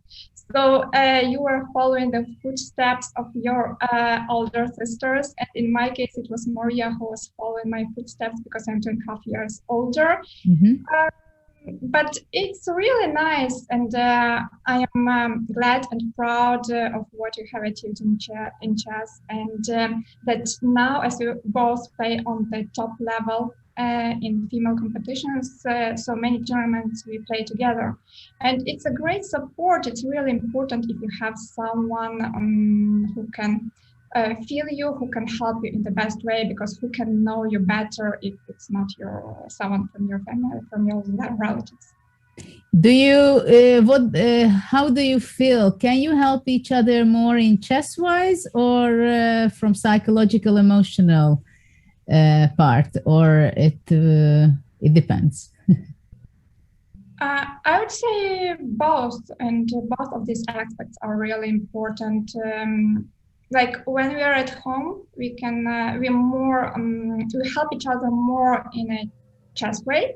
Yeah, we are looking some of the positions together, discussing some of the things, some of the lines, so on. But at the tournaments, I think it's more important to get psychological help, because well, as you, Judith, and you, Vladimir, pointed out, it's important to prepare for the tournament before the tournament, right? So during the tournament, you can't really change much. And yeah, you are just showing what you have learned.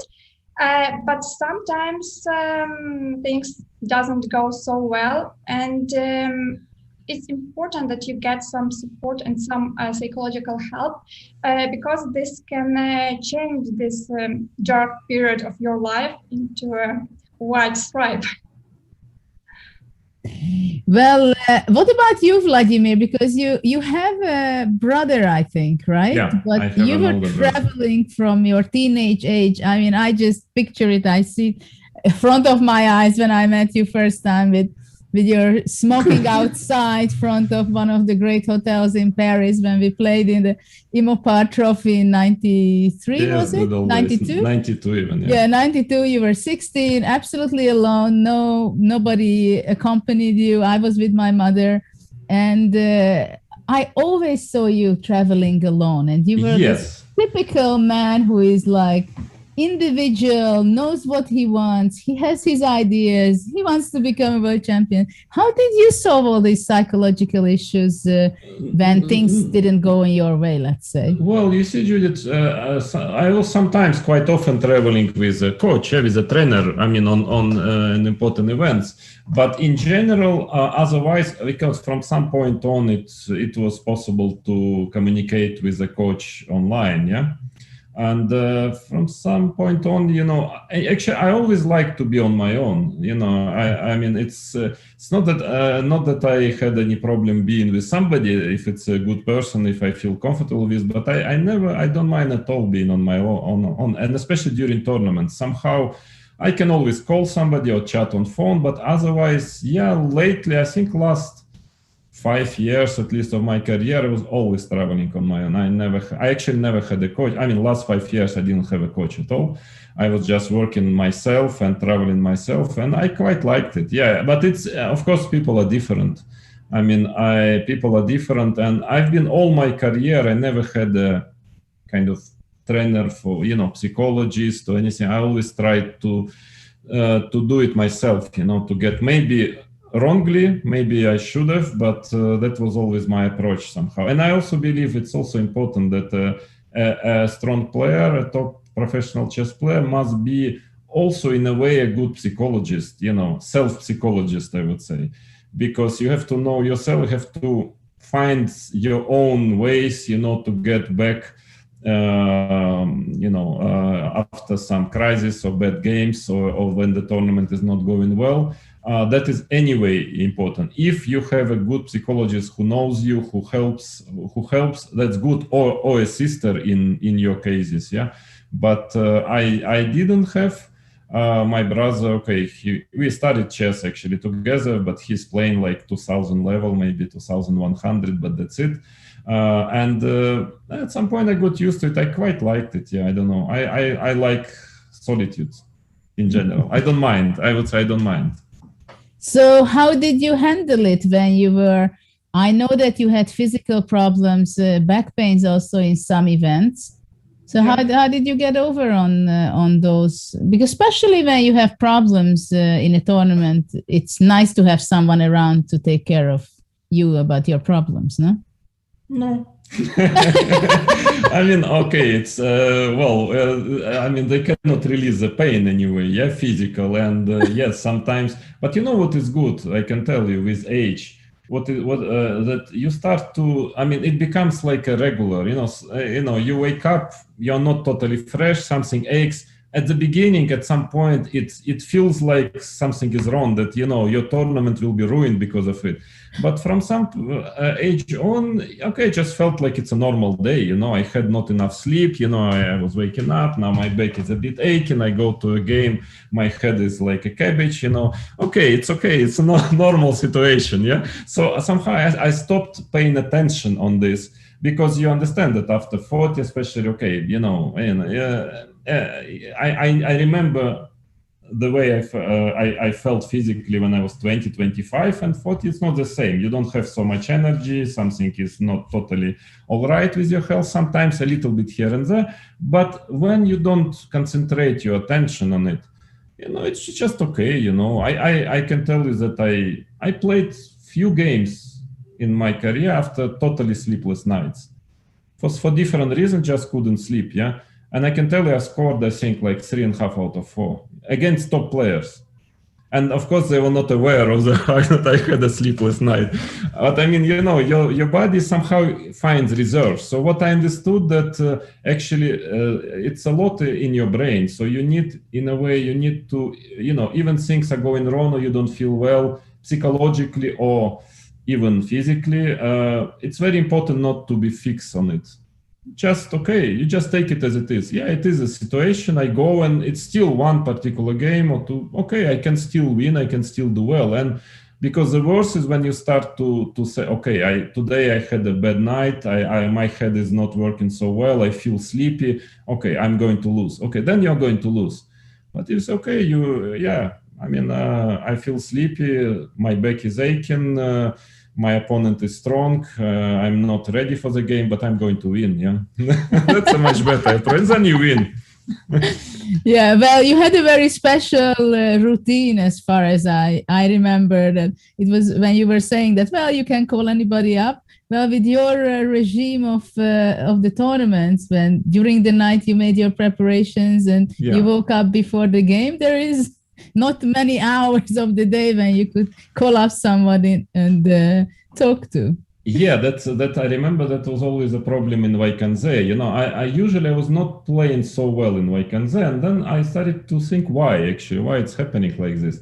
And then I understood, that actually the rounds are starting early in Vaikanze, I think 1:30.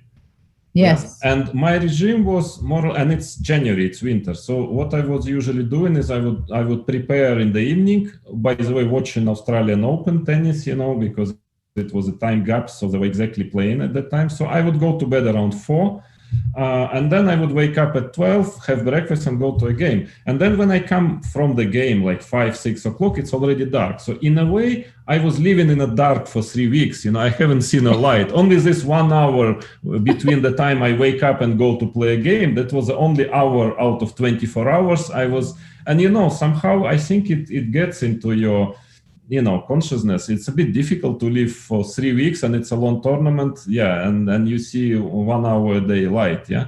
And then I understood that might be the reason. So that's actually one of the reasons why usually in summer I was playing better, because I would still keep a bit of light, after the game, after I would finish a game. But it's not something I'm proud of this regime which I had. But again, everybody is different, and it was not really stopping me from performing well. But then later, and now I'm already totally different. Wake up early and go to bed early. So Anna, what kind of daily routine did you have on a rapid tournament such as this one, let's say? First of all, it depends if it's played online or if it's played offline, because I don't have so much experience with... Well, let's say in the old times when we were still playing over the board. Yeah. Let's have some nostalgic feelings for a moment. Once upon a time, Yeah. No, usually I don't go to bed that late, but it's still later than I think people who have other professions, because I think most of the chess players, we are used to wake up late and go to bed late. So for us, it's still normal to work like it's 12 in the evening. While to get up at 10, 11 in the morning, it's also like fine. So I think, I usually I get up at like 9 or 10 and I go to bed at around 1. And do you do any sport before the game? Even during the tournaments. No, because why do we have this regime? Because usually we have the round start in the afternoon, right? So if you wake up really early, like if you wake up at 7 or at 6, then you will be quite tired during the game. And you will feel sleepy and you will feel like you will need some rest. So I think that's why actually chess players, they get up late and then they play until also really very late. And then as a result, they also go to bed late. No, Anna is completely...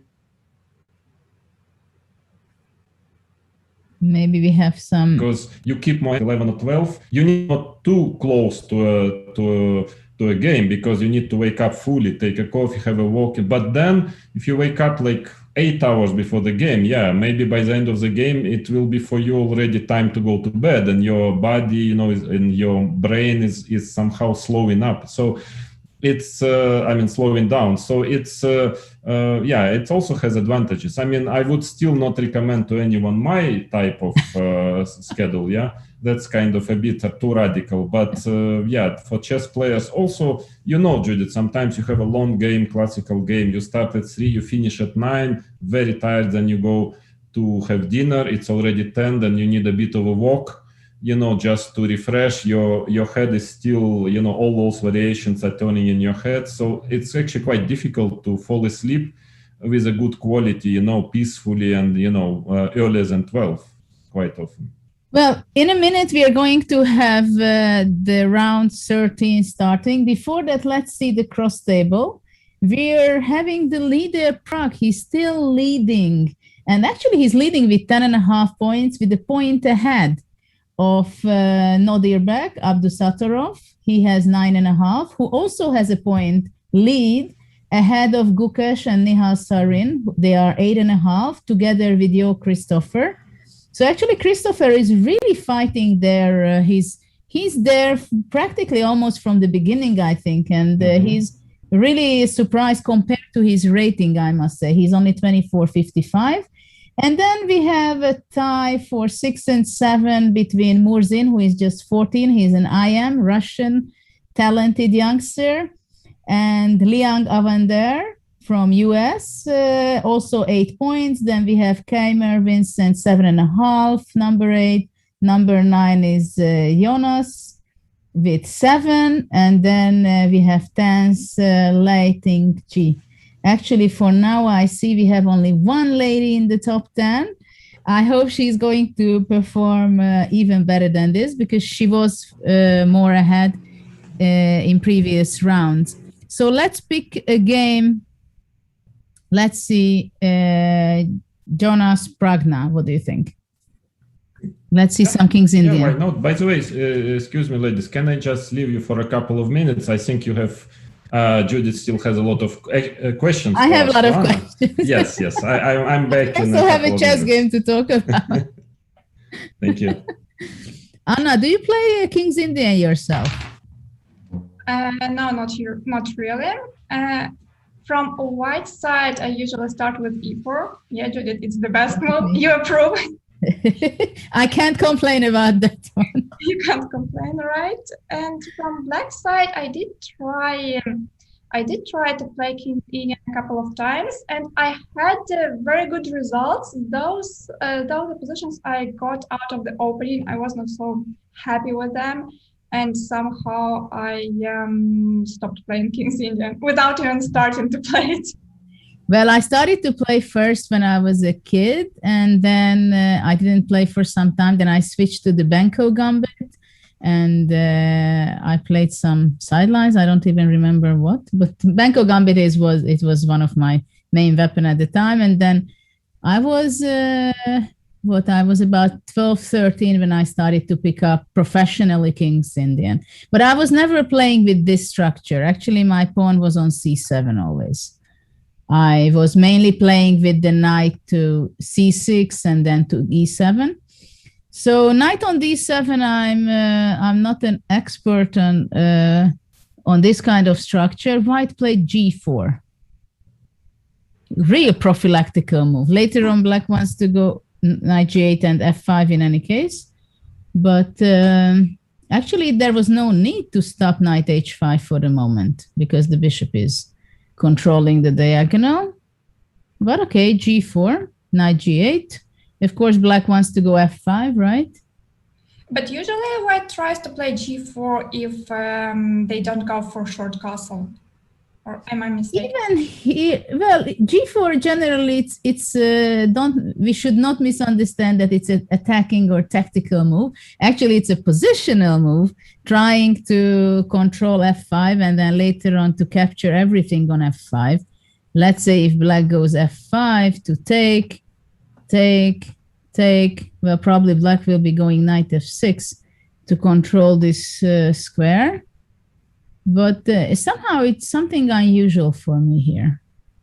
Probably bishop d3, and the next move wants to be knight d4.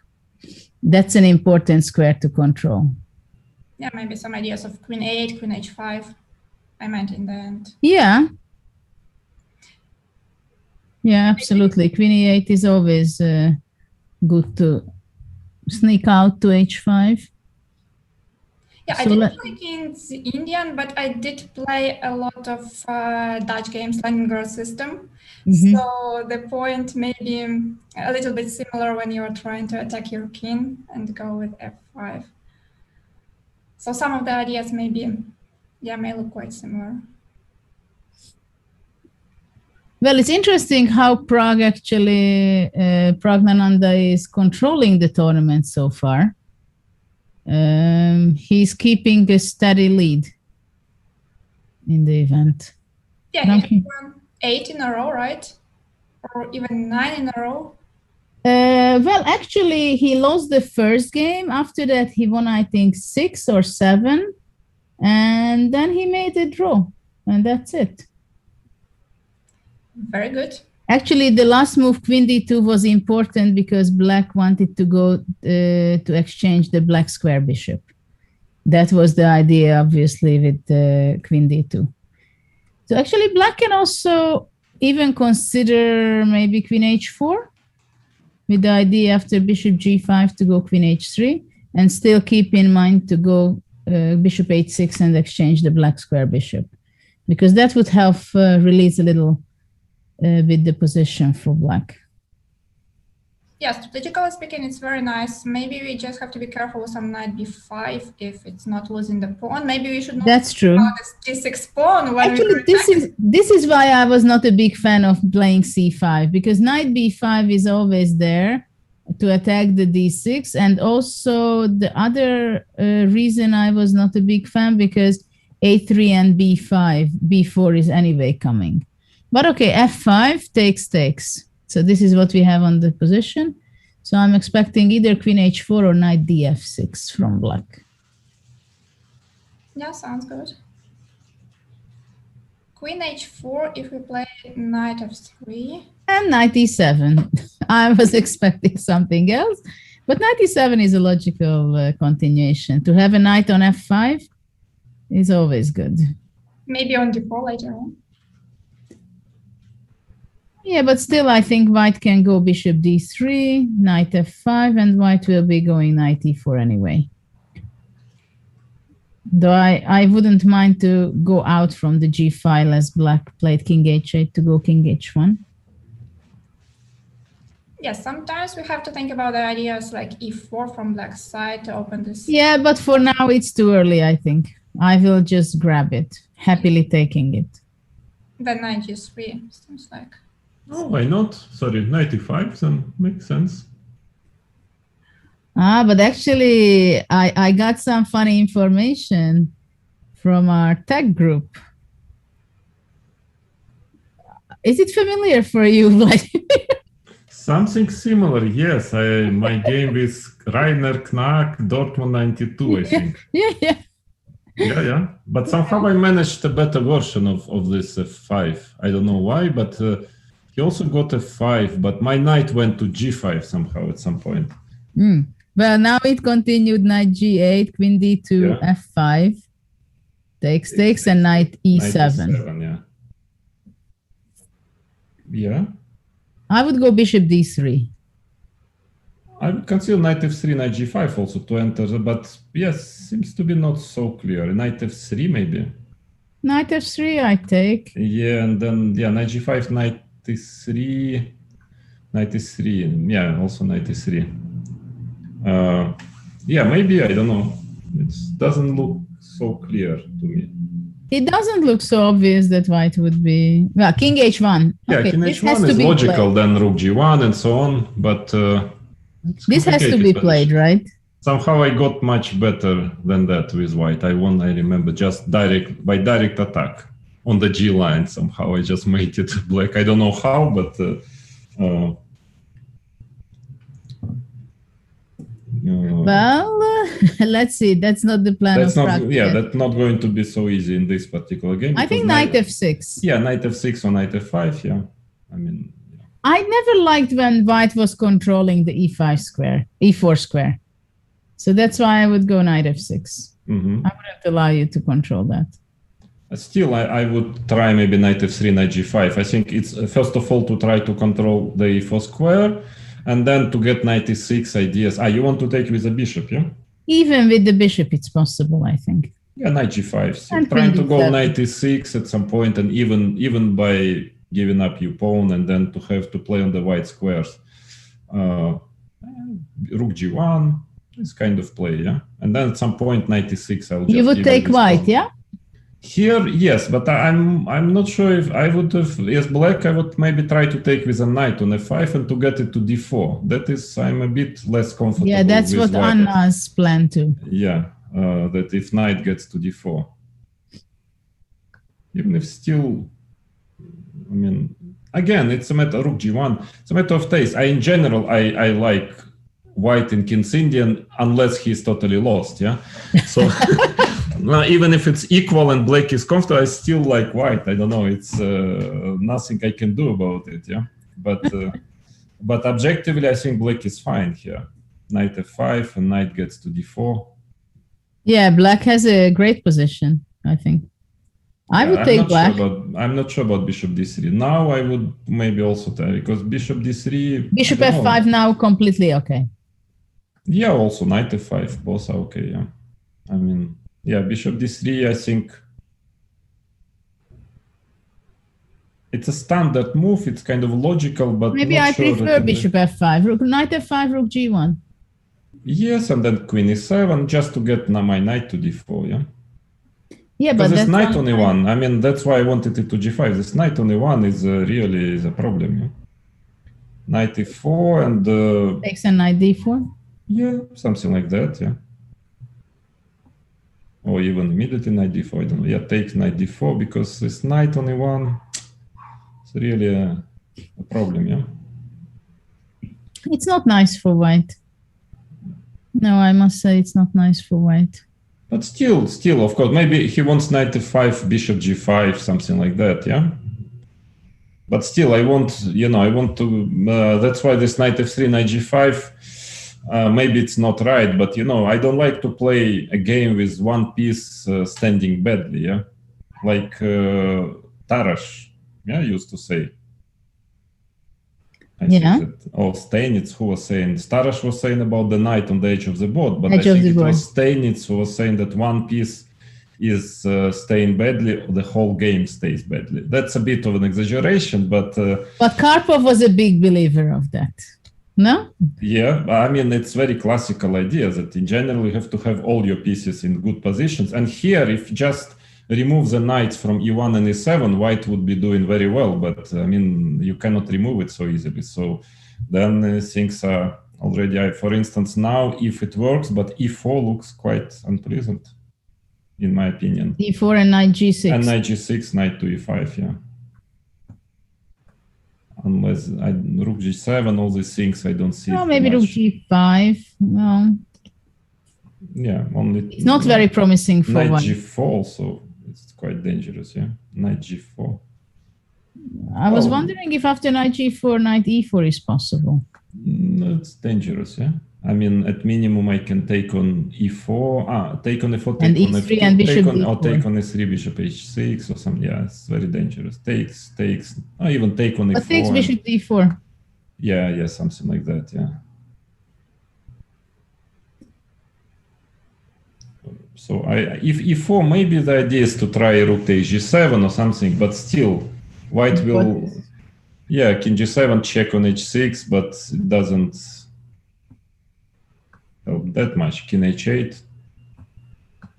Yeah, it looks like it's not only the problem with the knight on e1, but the problem is also that it stops, it prevents the rook from a1 coming to g1. Yeah. I mean, I just need, I need bishop e2. If I get knight g2, knight e3, rook g1, everything is fine. But I don't know if I get it. Yeah, that's a question.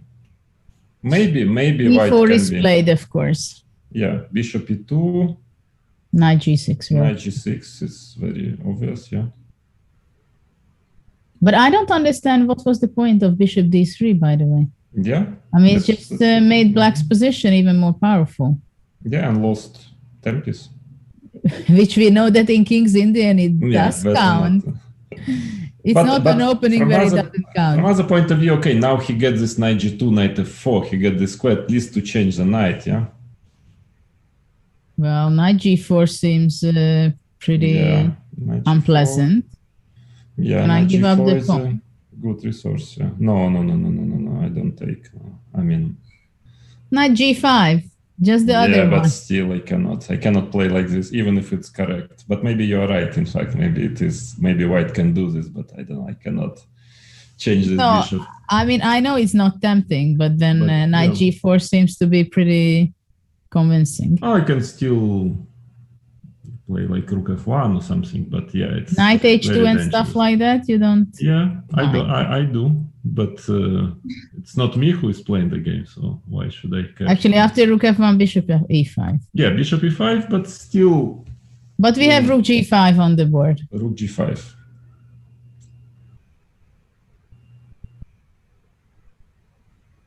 Okay, queen d7, I suppose.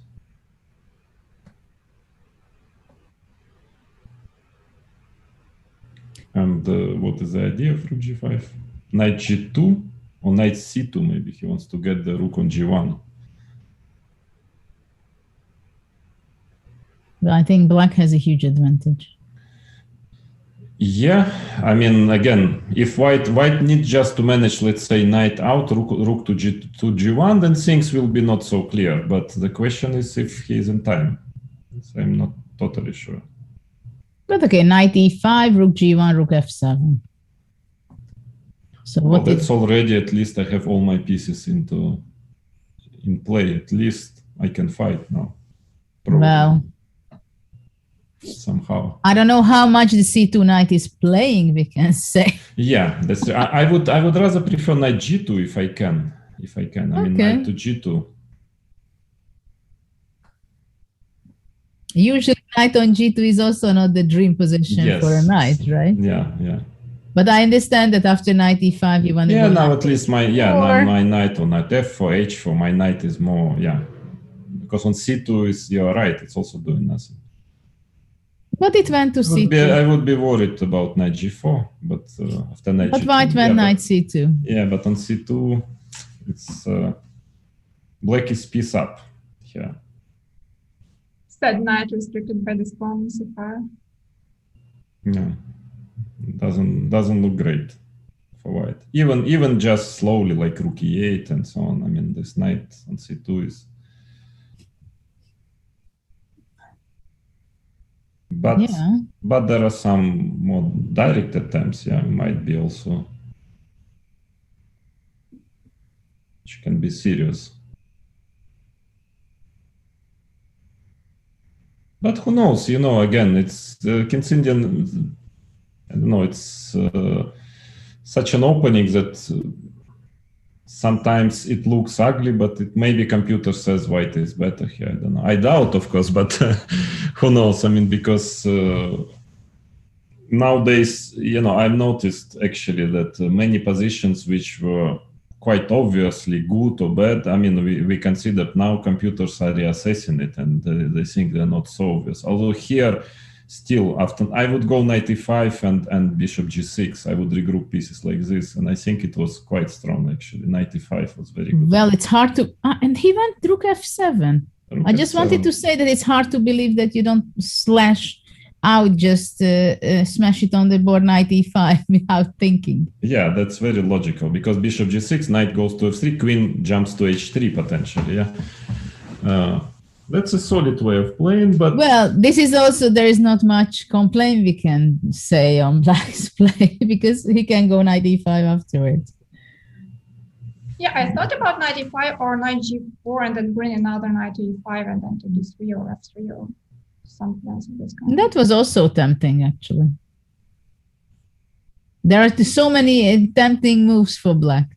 Yeah, I mean, but again, Prague is a little short on time, and this can turn any way, this game, because position is awfully complicated still. Yeah, It's maybe. But it's very difficult to play it with white, apart from the fact that he is worse. Yeah. He wants to go bishop d2 to knight e3. I would still get my knight back to e1. You know, at least it's doing nothing on c2 a1 anyways. But at least there. He wants to regroup it to e3. But knight e5. I mean, I doubt he will have time. Yeah, just knight f, because knight gets to d3, f3. I would say knight d3 also comes. Yeah. I would take black. Yeah, but also with the knight on g6, if he wants to regroup, he has to put his bishop on d2 or c1, and then after he plays knight e3, there will be some knight f4. I mean, like bishop h3 and then knight f4. Yeah, another thing is that if you regroup, I just play e3. Yeah, after your bishop goes, I play e3 and knight e4, maybe also some ideas. Knight d3 comes. I mean, yeah, knight e1 was a sad move, but maybe necessary at least to cover squares. Yeah, even though still difficult to understand what to do after. But maybe like knight e1, queen d1, and then you cover all squares and you pray. Yeah, because here maybe something like this. Yeah. And yes, but it's like sitting, waiting for your. Yeah, I mean, yeah, but rook takes e5 at some point, sacrifice. Yeah, now trying to sacrifice, maybe things can get not so clear. Bishop takes e5. I mean, because queen e1, queen f1, this doesn't look good. What he played. Yeah, this is. Well, now I guess bishop h3 is coming. Yeah, I mean, many things can come now with. Actually, knight g4 immediately can be quite unpleasant, don't you think so? Yes. Also, why not? Knight g4 is very simple, and I don't see at all what white is going to do after knight g4. Yeah. So, who will stop Prague in this competition? Maybe queen g2 he wants, but yeah, that looks.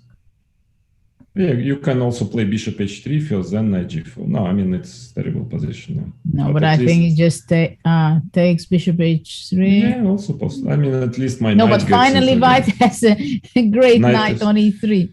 No, he went knight f3. Of course, it's also strong, yeah, but at least now the diagonal.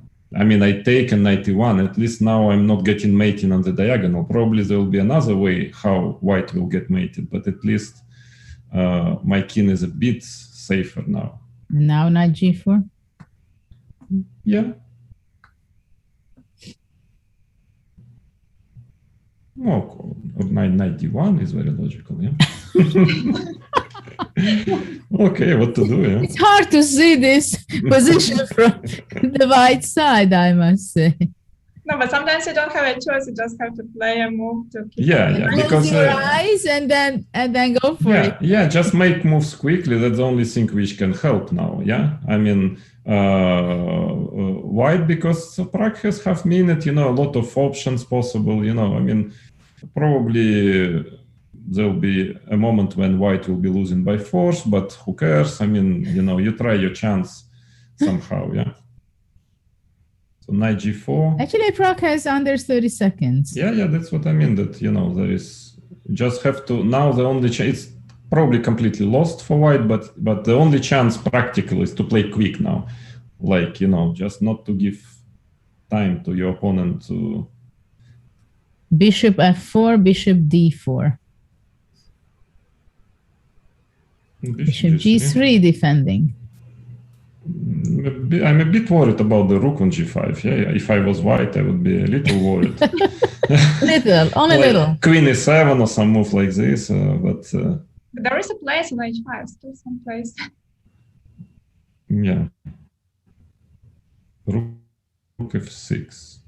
Oh, rook f6, rook h6. No, knight takes it. I mean, white barely has a move. I mean, I would even consider sometimes to take on c3 with the bishop. Yeah, I agree. Yeah. h4 now. You put pawn on h4 and you. Well, you have less and less squares, but rook h6 is kind of. Yeah, I know. Not a pleasant. Maybe rook h5, rook h4 is a good maneuver. You know, protective. You know, rook to h4 now. And then you fight, yeah. No, knight f3, bishop c3. What is this? This bishop c3, knight e4. I mean, no, that is just... Sorry? No, he took on f3, but bishop takes c3. Oh. Just blunder, I mean. Yeah, now it's over. Yeah, it's better to have this pawn on f3 because it's kind of our king. That's the only defending piece of white. That's the main defender of white's king. Yeah. Well, okay. No, but that's very difficult. Usually a very difficult phase of the game is, to defend such difficult positions, you need really a lot of experience, and very often patience here, and, just to move around and that is very difficult to do at this young age. So, usually young players, they kind of collapse rather quickly in such situations because, yeah, that's true. But I would like to point out how Nurgul played yesterday and also the day before yesterday when she defended versus Pragnanda, and on the first day versus Nihal. I think it was outstanding. I couldn't believe my eyes. She was defending such difficult positions with so low time, and she did it so well. That's true. Yeah. So are we picking another game? Maybe Abdubalik against Nihal? Yes, let's see what... It's already endgame. Well, black presses a bit, but it's a little bit uncomfortable for a4 next. For white, but nothing too dramatic. I mean, normally white must be capable of drawing it. Yeah, this I don't like, knight c3. Or just leave it and play a4. Yeah, a4 b8 at least, I think. It's difficult. Yeah, it's very unpleasant. But maybe king e5 even, trying to take and that king to e4. If I get my king to e4, pawn on a4, must be winning. Yeah, it's a difficult situation. Well, I would be worried with white. Not only you. Takes and b4. Yeah, I'm also immediately thinking of b4 immediately. Or b4 immediately. A b3, bishop c1. And then, but then knight b4, knight c2, knight b4, bye-bye. No, but the knight b4, at least you can play, you can take on e4, and who knows, by miracle to make it. Yeah, this rook e1, yeah. b4 is on the board. Yeah, I shouldn't ask twice. Maybe bishop c1 immediately? Yeah, you're right, yeah. Yeah. Sometimes blunders are not deadly. Yeah, because now takes on king e3. Maybe it's not yet over.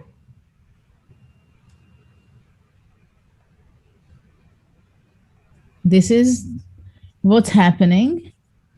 It's still better for black, of course. It's still not, takes even. And knight b1. Knight b1. Knight b1. But knight b1, bishop b2, then your knight also can be trapped. Yeah, even this, and then knight to d5, but there's no guarantee if black will win. And bishop d6, I'm not so sure. Okay, but she's preparing against king g4. King d4? Yeah, but king d4, I'm afraid I would rather keep my bishop there just to protect the e-pawn. Yeah, I mean, after king d4, I'm afraid the e-pawn will just promote, like king e3. But I mean, you'll have to go back, yeah? And then king g4, king e2. Well, it seems like white is just in time. Yeah, maybe king e2, yeah.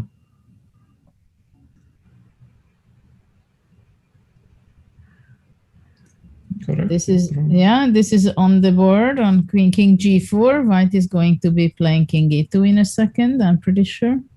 F5, now even king f3. Black went back, and what about king f3? Yeah, nothing wrong to play queen f3 and start to play for a win, even if it's exactly. a draw, because you probably pick up this pawn. But he had no other moves because he was in Zugzwang already.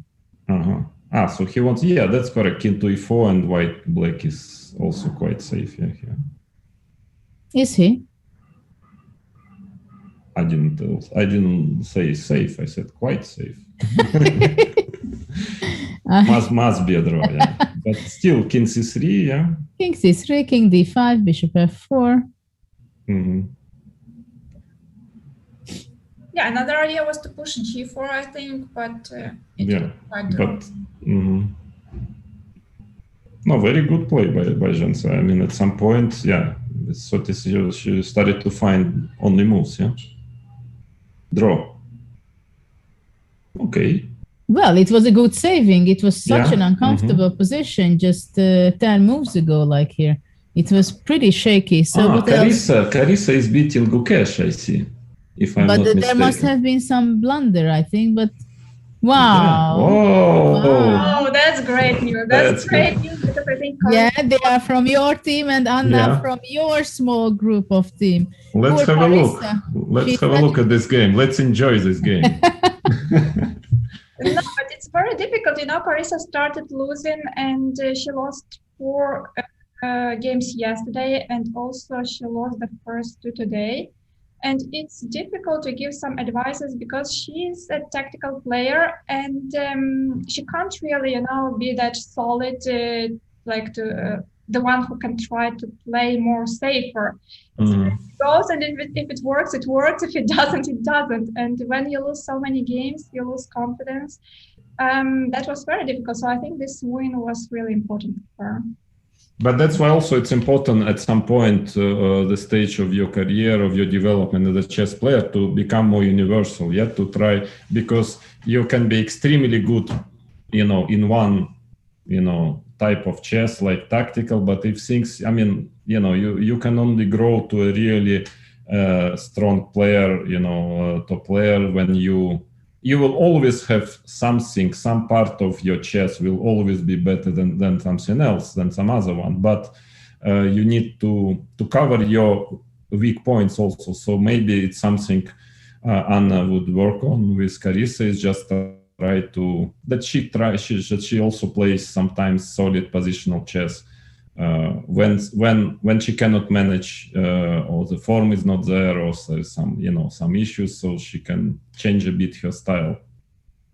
Yeah, that's true, because it's better in certain situations if you're a more diverse player and if you can both play tactical and positional well. So yeah, but you can't teach this in one day. Or definitely. If you have to give some advice, it's just important to cheer up and to ask. Now ED 94, looks very looks quite dangerous. So now, but finally, I guess she confused Gukesh with some tactics. Yeah, so finally it worked. D4. Knight D6. Why not bishop takes f7? Was not possible. Rook f8 or rook f8 maybe, or what? Yeah, just take the pawn. It's hanging. Rook f8 maybe, yeah. But rook f8, I don't know. But can actually black take it? Yeah, but that should be better for white. I mean, too many pawns, yeah. I mean, some play, yes, but still too many pawns. Like d4. All the games maybe. D4 or d8. I don't know. Yeah, I don't know. Yeah, but let's see what happened, because this knight f4 d4, it's what was played by Gukesh. This looks very dangerous. And still bishop f7 is not. d5. But rook d8, everything. Knight d6, bishop f7. Yeah, maybe d5 fold. Knight e7 doesn't look great for black here, frankly. Let's be fair. Oi. Well, it looks shaky. Looks shaky. It's very. Why not queen d6? Queen d6, maybe. Yeah, maybe. Well, yeah. Maybe knight b7, queen d6, and then d6. D6, but then at least white can end up at least exchange down. But rook c5 was played. Yeah, bishop c5 still looks like everything is. Yeah, but black got some play here. Yeah, queen f5, I guess. Oh, no. Yeah, now all of a sudden. Compensation. Mm-hmm. Oh, tactics. Yeah. Tactics. Yeah. Now things starts to fall apart.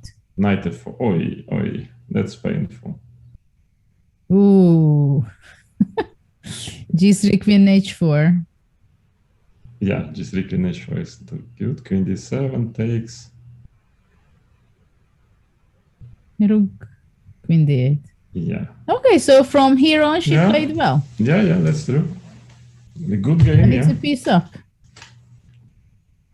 Yeah, and Kashevin couldn't manage to get the knight, yeah. Well, I'm not happy for my team that we lost in this game, but I'm happy for Carissa that we Yeah. got something back. Let's see other games. Maybe Olga also won a game. Let's. Olga did not. Olga Badelka, because that would be great that she wins finally a game, because she is not having a great tournament yet. 1 second. Oh, I see she lost. It was not the same round. So Let me see in a second. Polina Shuvalova, okay. Are there any games in progress still, basically? No. They finished few minutes ago. It seems like today everybody is becoming faster. And no, actually, Leon Mendonça won against Olga. Okay. And the other games, Volodar lost Murzin, yeah. So actually now the standing is that Pragna has still a point lead with 11.5 out of 13. What a performance, my God, it's plus 10. Yeah. Abdusatorov second with 10.5 and Christopher with 9.5, but he just got his point because of the known reason against Dinara not being able to play. And then we have with 9 points, we have Nihal Sarin and Liang Avondar. And then, poor Gukesh with this lost game, he has only 8.5 together with Vincent Keimer. And then 8 points for Volodymyr Murzin. Leon 7.5. Then Jonas Biere with 7. And then we have Langting Chi 6.5 together with Tsujiner, the two Chinese ladies. And then we have Salimova with 5.5 together with Shuvalova. And then we have the other parts of the participants. So you want to see this game? Yeah, and do you have any clashes between the leaders in the next round? Well, let's see what we have. Let's see first here. What was Volodar Murzin? I think he lost. Against whom did he lost? Did he lose in the previous round? In this round, he lost. Yeah.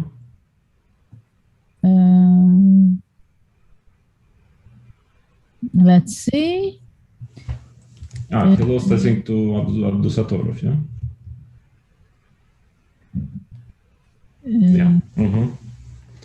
Okay. So what is the situation now?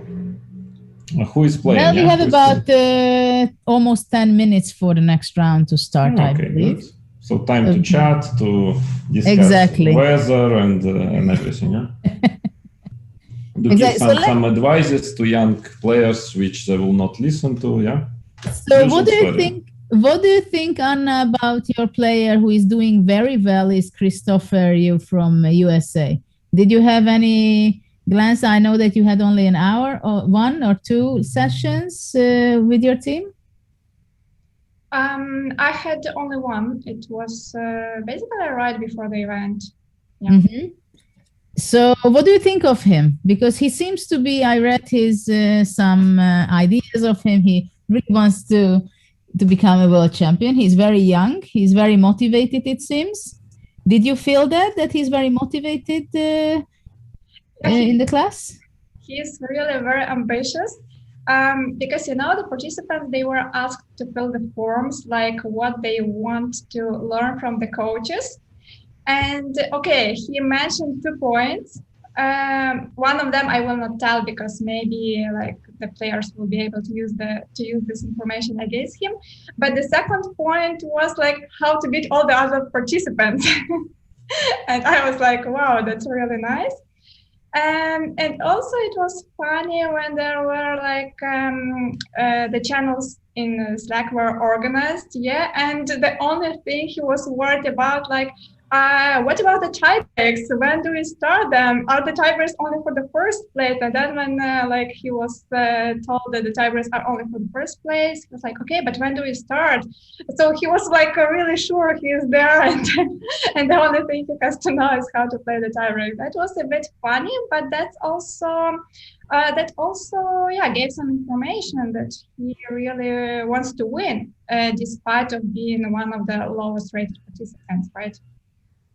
Yes, but in this tournament, it seems that his ambitious attitude, it really pays off, and he has some great ideas, as we saw previously. And he's there. He's number 3 in the competition for the moment. And then what can you tell us about Salimova from Bulgaria? She's under 2,400, almost 2,400 player. Did you ever played with her? With Nurgle, I think I played one rapid game with her that happened a few years ago, if I'm not mistaken. But in general, I didn't have so many games with the participants from this tournament because I think that for them I'm already quite old, right?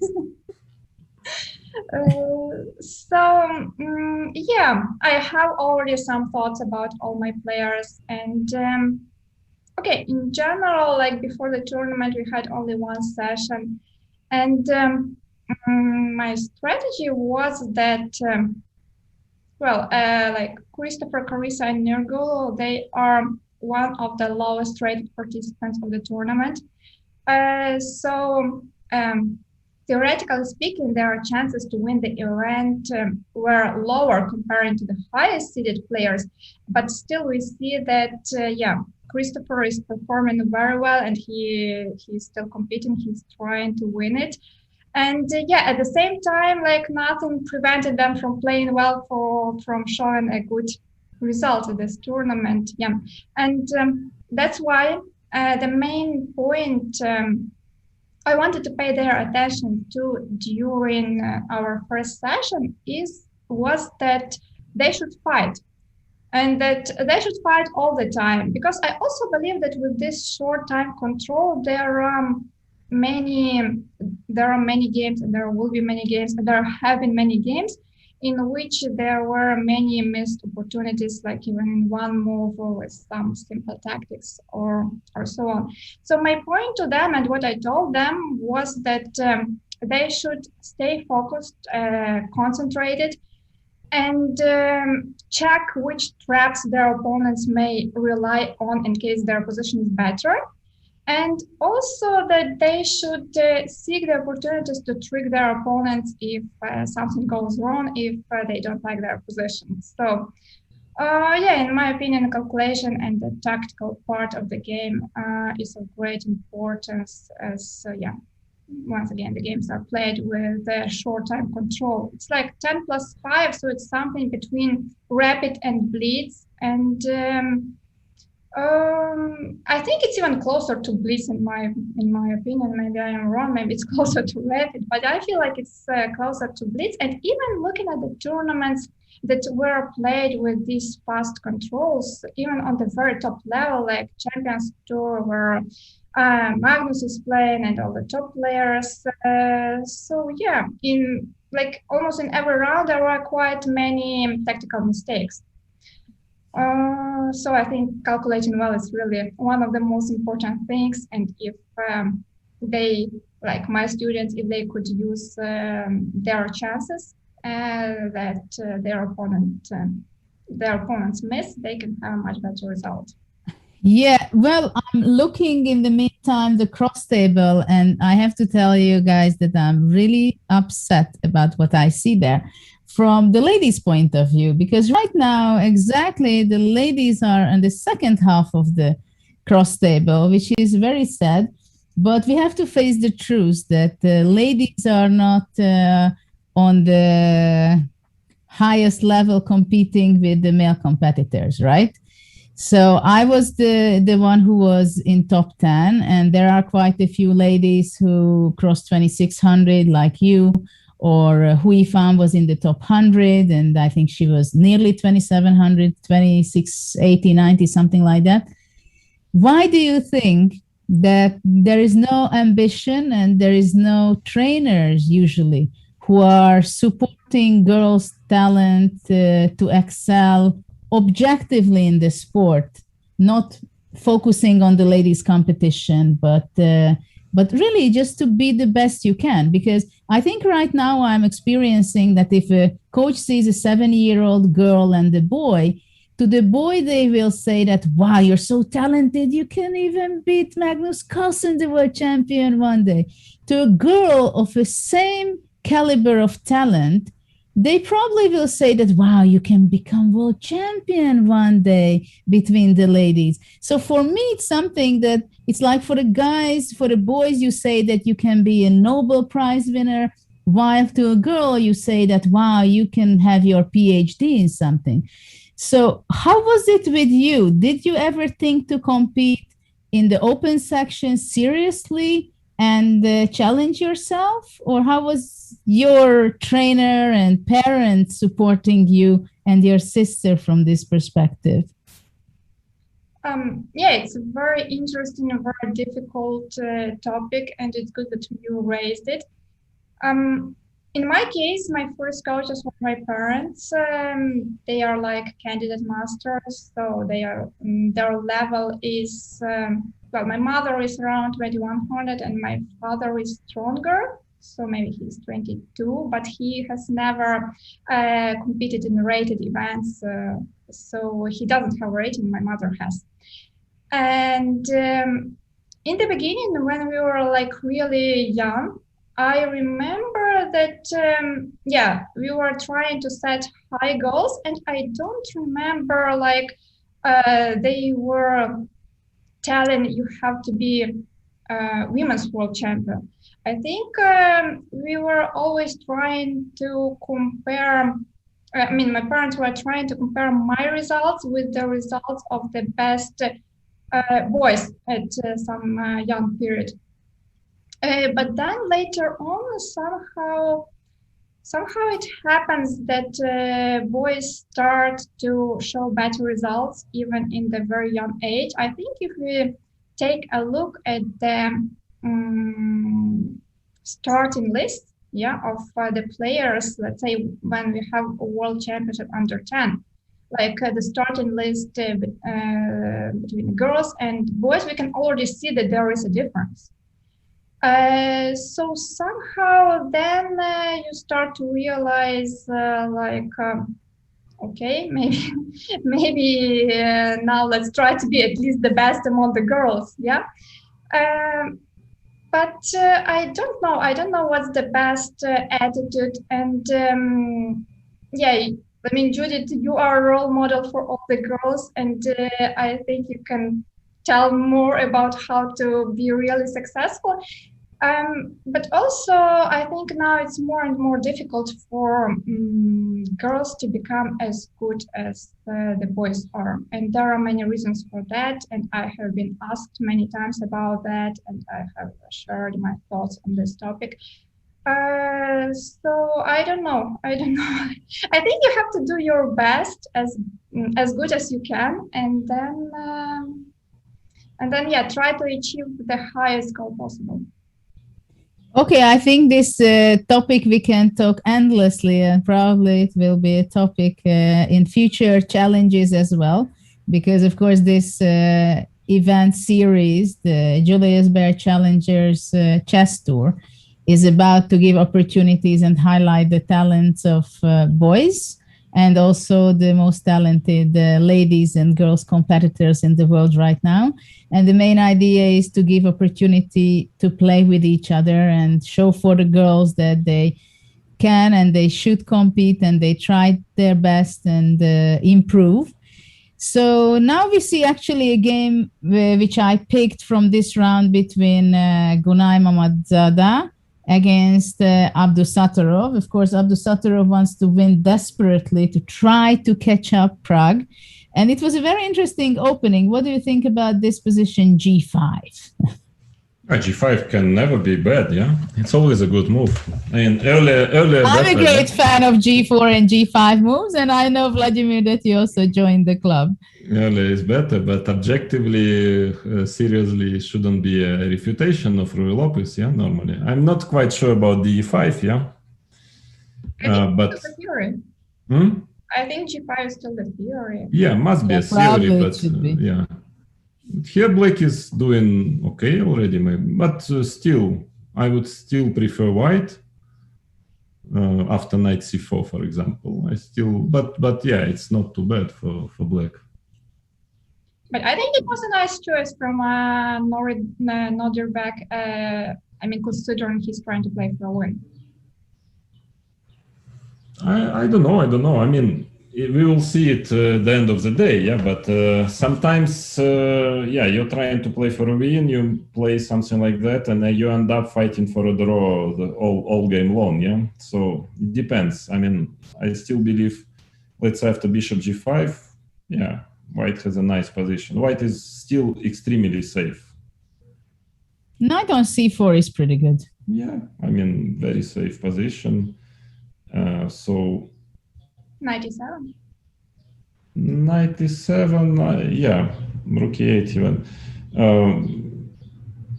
I mean, I would consider even playing f3 or something, yeah, just trying to, I mean, that is playing very aggressively, yeah? I mean, just trying to play for advantage, but if you want to play safe, Queen d3. I guess rook e1 or something, yeah, I mean...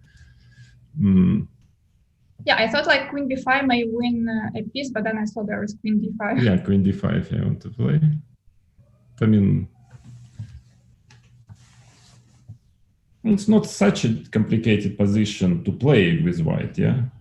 So, you know, it's always a difficult decision when you want to play for a win desperately and how to play, yeah, with, let's say, presumably a bit weaker opponent, then, yeah, I mean, whether you just play normal, and I think that would be, by the way, one of the, I have it in mind, one of the subjects of my lecture to the kids, which I'm going to have, I mean, to the players of my team, so, yeah.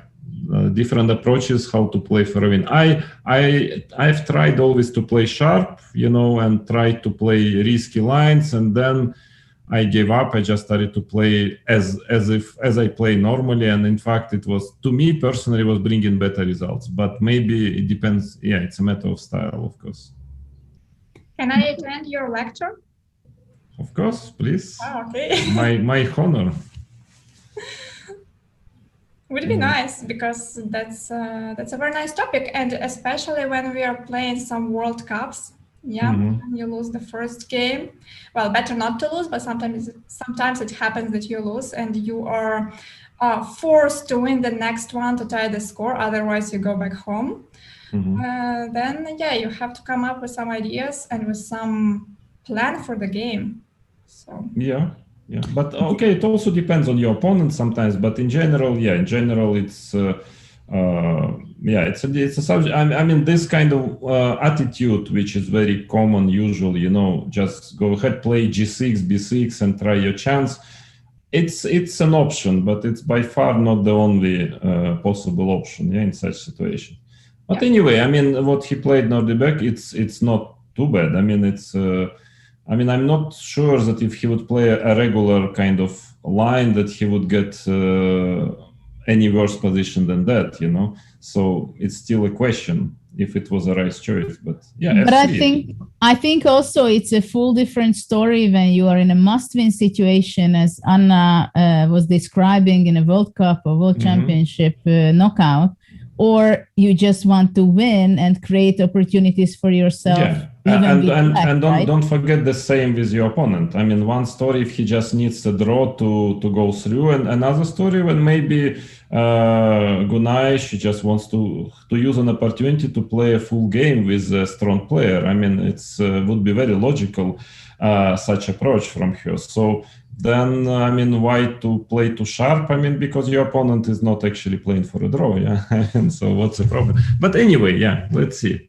But I quite like this f3 move. I mean, to me, this the f3 move, it shows that actually White is not playing for a draw. I mean, she just wants to play and maybe to win even. She plays a very healthy way so far, I believe. Yeah, I mean, now Black has to find, you know, there are many options, of course, for Black, but he needs to find the concept, a plan. Knight h6, knight f6, gf3, or what? Vladimir, what was your must-win situation, which was the hardest? The hardest, I guess, a World Championship match against Leko, and I managed, but I had White. Last game. Yeah, last game. How did you sleep the night before? Terribly. I slept maybe 4-5 hours, and but I had some, on top of everything, on top of chess problems, I was experiencing some health issues also, so I was not sleeping too well for the second part of the match, and I slept 5 hours, woke up totally destroyed, took a few coffees, and as I explained, I just went, okay, I'm going to try to win. I don't know how, I don't know what are my trumps. I have no trumps left, no opening. I don't know how to play for a win. I'm not feeling great. How did you prepare yourself opening wise? No, that I had trainers. We've been preparing a bit, but yeah, I mean, but in such games, okay, it's World Championship. Yeah, it's not just a game of online tournament. So you have to rely, I mean, you know, you have to get this fatalistic attitude. Okay, if you know, I understood I had little chance. I mean, I rated my chances at 20% maximum. But okay, it's still 20%, and you know, okay, if he's such a strong player, if he plays his normal chess, everything goes well, he's not worse out of the opening, most probably I will, even if I play perfect, I'm not going to beat him. So I need some luck, yeah, I need some help from my opponent, from forces above and so on. And okay, so my attitude was, if I get this help, I have to be ready to make use of it. If not, nothing can be done, you know. I mean, I'm in a hopeless situation. So let's just see how it's going to be. But the most important that if it appears, you have to, you know, to be ready to use this chance. And frankly, I played a very good game. I think it was I won the game, but okay, of course, Peter was maybe a bit too nervous, playing a bit too defensively. But from my side, I got this chance and I made a full use of it. That was important, yeah. But if I wouldn't got this chance, I mean, yeah, I couldn't do anything. I mean, on the top level to win with White, you know, on demand, extremely difficult.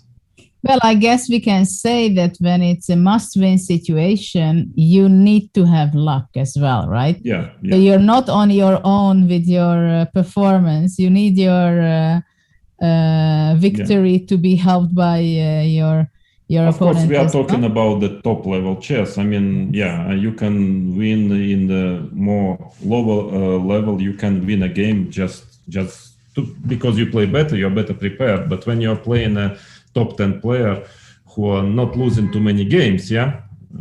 So yeah, you need a bit of luck as well. So how lucky should Nodirbek be to win this game? Now a bit less than before. H4, now a bit less than before, because I think if she would just go Queen F3, I mean, just White is winning simply. I mean, instead of G3, yeah, right? I mean, H3 is nothing, just Queen F3, and just a bad position. I mean. For no development, pawn down and a worse position, and Queen F5 is coming. So yeah, you see, I mean, it's still not sure if it's so good for Black, but I mean, yeah, Nordberg is making this typical mistake of trying to complicate matters by all means, but that is a wrong strategy. I mean, maybe he will get lucky, he will get out with it, and because of G3 move and win, but I hope he will draw conclusions. He will not think that this was the correct way of playing, because I can tell you after Queen F3. But the knight is no, I mean before, yeah. Just I don't even understand. I mean Queen F3, G King G2, and it's basically it is lost simply for Black. I mean there is no compensation, just pawn down in worse position, yeah. But okay, now it's of course Knight e3 or queen d5. Yeah, queen d5 has to be calculated. I mean, knight e3 is still maybe good. Yeah, but I just want to be active. I just... Yeah. Queen d5, but there are ways, maybe queen e6, maybe queen e6. Also queen c6, maybe. I don't know. What about just capturing? Yeah, capturing fe. And rook c7, rook f7. Yeah, but then I can take on c4 and g4. You go rook f1. Yeah. Oh, this I like. I play bishop h6 maybe after rook f7.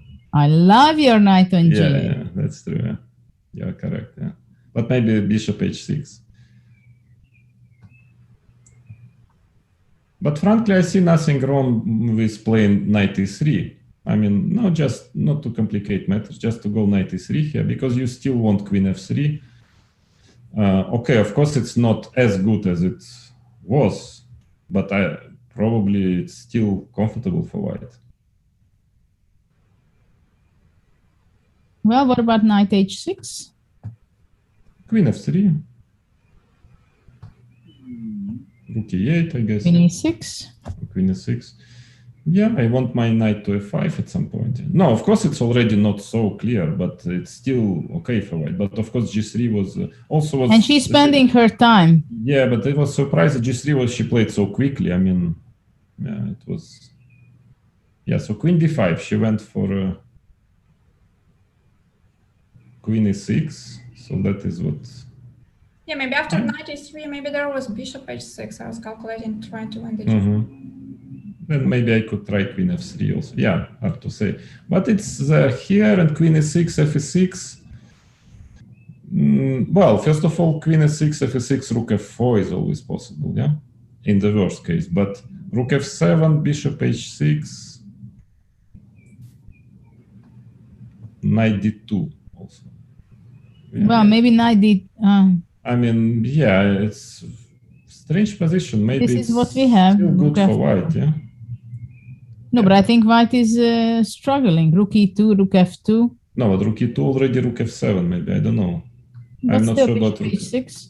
Yeah, but then your knight will never ever enter the game, I'm afraid. But why not? Because I wanted to play like bishop h4 followed by g5 or something. I don't know. It's also tricky. Yeah, b5 you have to be what about rook very e4? quick. Yeah, maybe.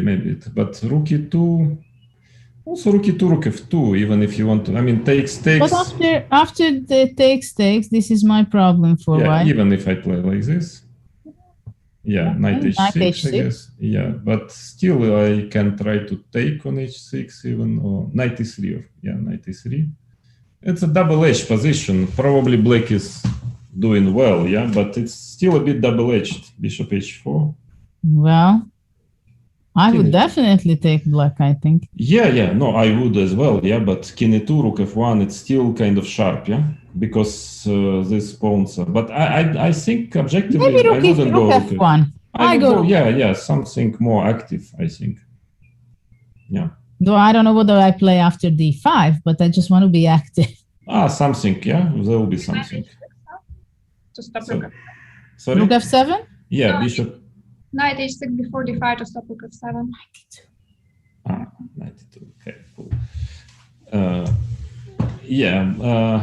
So knight h6 instead of d5, yeah? I mean, d5 is very sharp. Even I would consider rook f8 check after d5. Takes, and then knight e3 or something, because your knight is, I mean, cut, yeah? I don't know. But knight h6...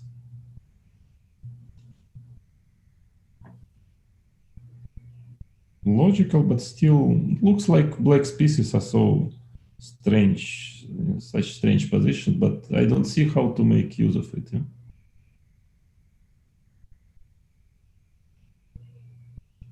And of course, white's position is quite worrisome for me. Here, yes, but spending oceans of time is not helping. She went under a minute, which is definitely not going to help her. Yeah, I understand, but maybe rook f7. I would still try rook f7 because that's principle. You just try to cut the. Then the question is knight h6 if maybe is not a move. Takes and knight g4. Yeah. This is nasty. Or rook g2 check, king h1, knight g4. Yeah, some. Then I want to go knight. No, knight e3 is not a good choice. I mean, yeah. b5. So maybe, yeah, so rook f1. But this b5. is not a good move. But b5. that I don't know think because I wanted rook f8 check. No, rook f8 check even. I don't want to let you develop your rook f8 check. Let's go. Like, yeah, takes. I mean, strange, of course, but now you're pinned, yeah, completely. I have some idea, like, yeah, take, and then some rook g2, and if you go king h1, then perhaps there is knight h6 and knight g4. Yeah, that's what I want now. I mean, take, I want knight e3. I don't want you to give, and it's a strange position, but who knows? My idea is just. But sorry, but I want to move my bishop to h4 and g5, g6, g7, something like this. Yeah, somewhere to move my bishop. I mean, it's tricky. Yeah, g5. No, but this cannot be the case that you survive. It shouldn't be. It shouldn't be, but it can.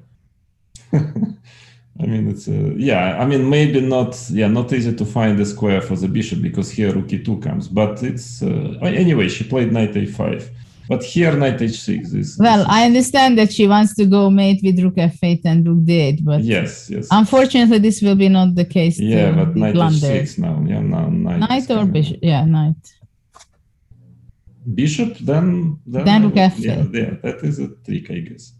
Yeah, actually, there is not much of a choice for black. Yeah, and that not the black is thinking now. It probably means that he is missing the idea rook f8, because otherwise he wouldn't even think. Probably, yeah, he would just go knight h6.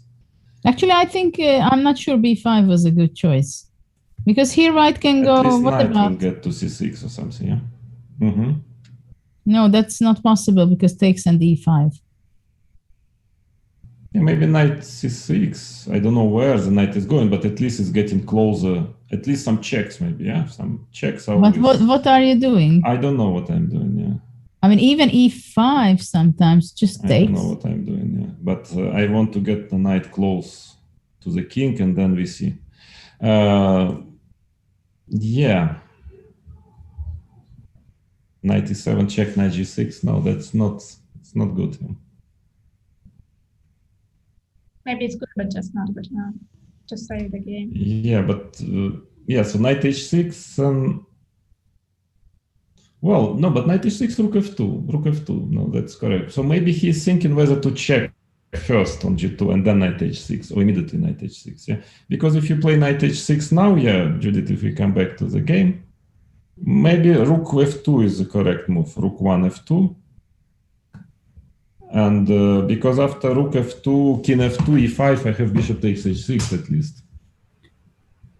Yeah, I was expecting you to say this to me, that...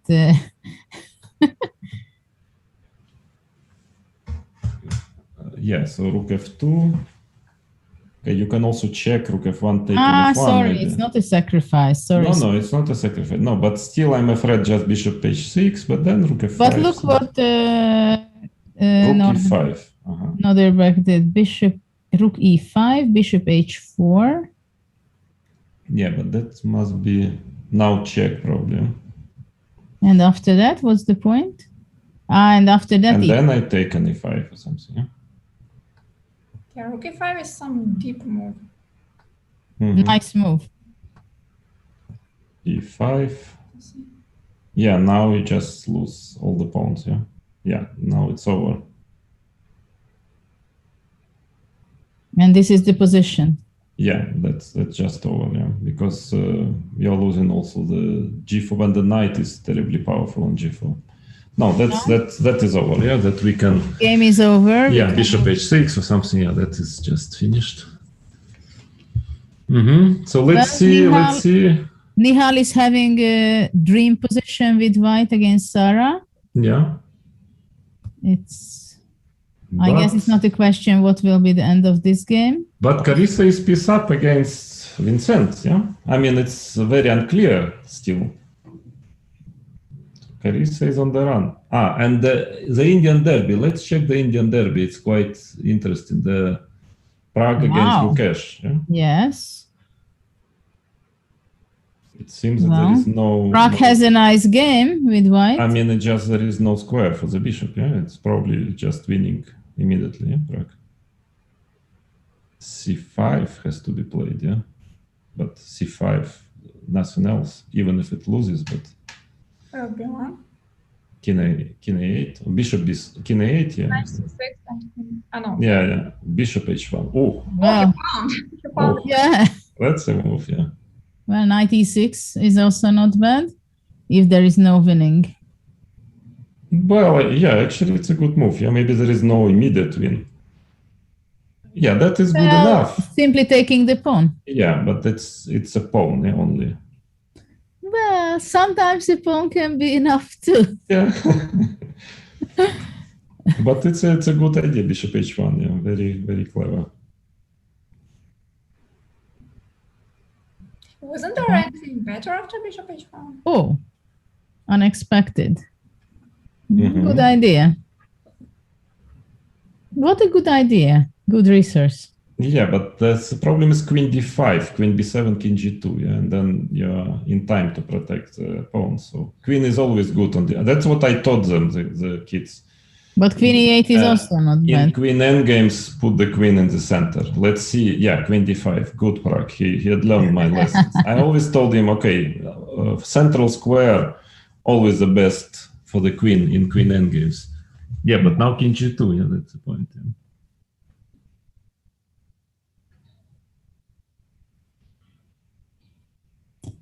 Yeah.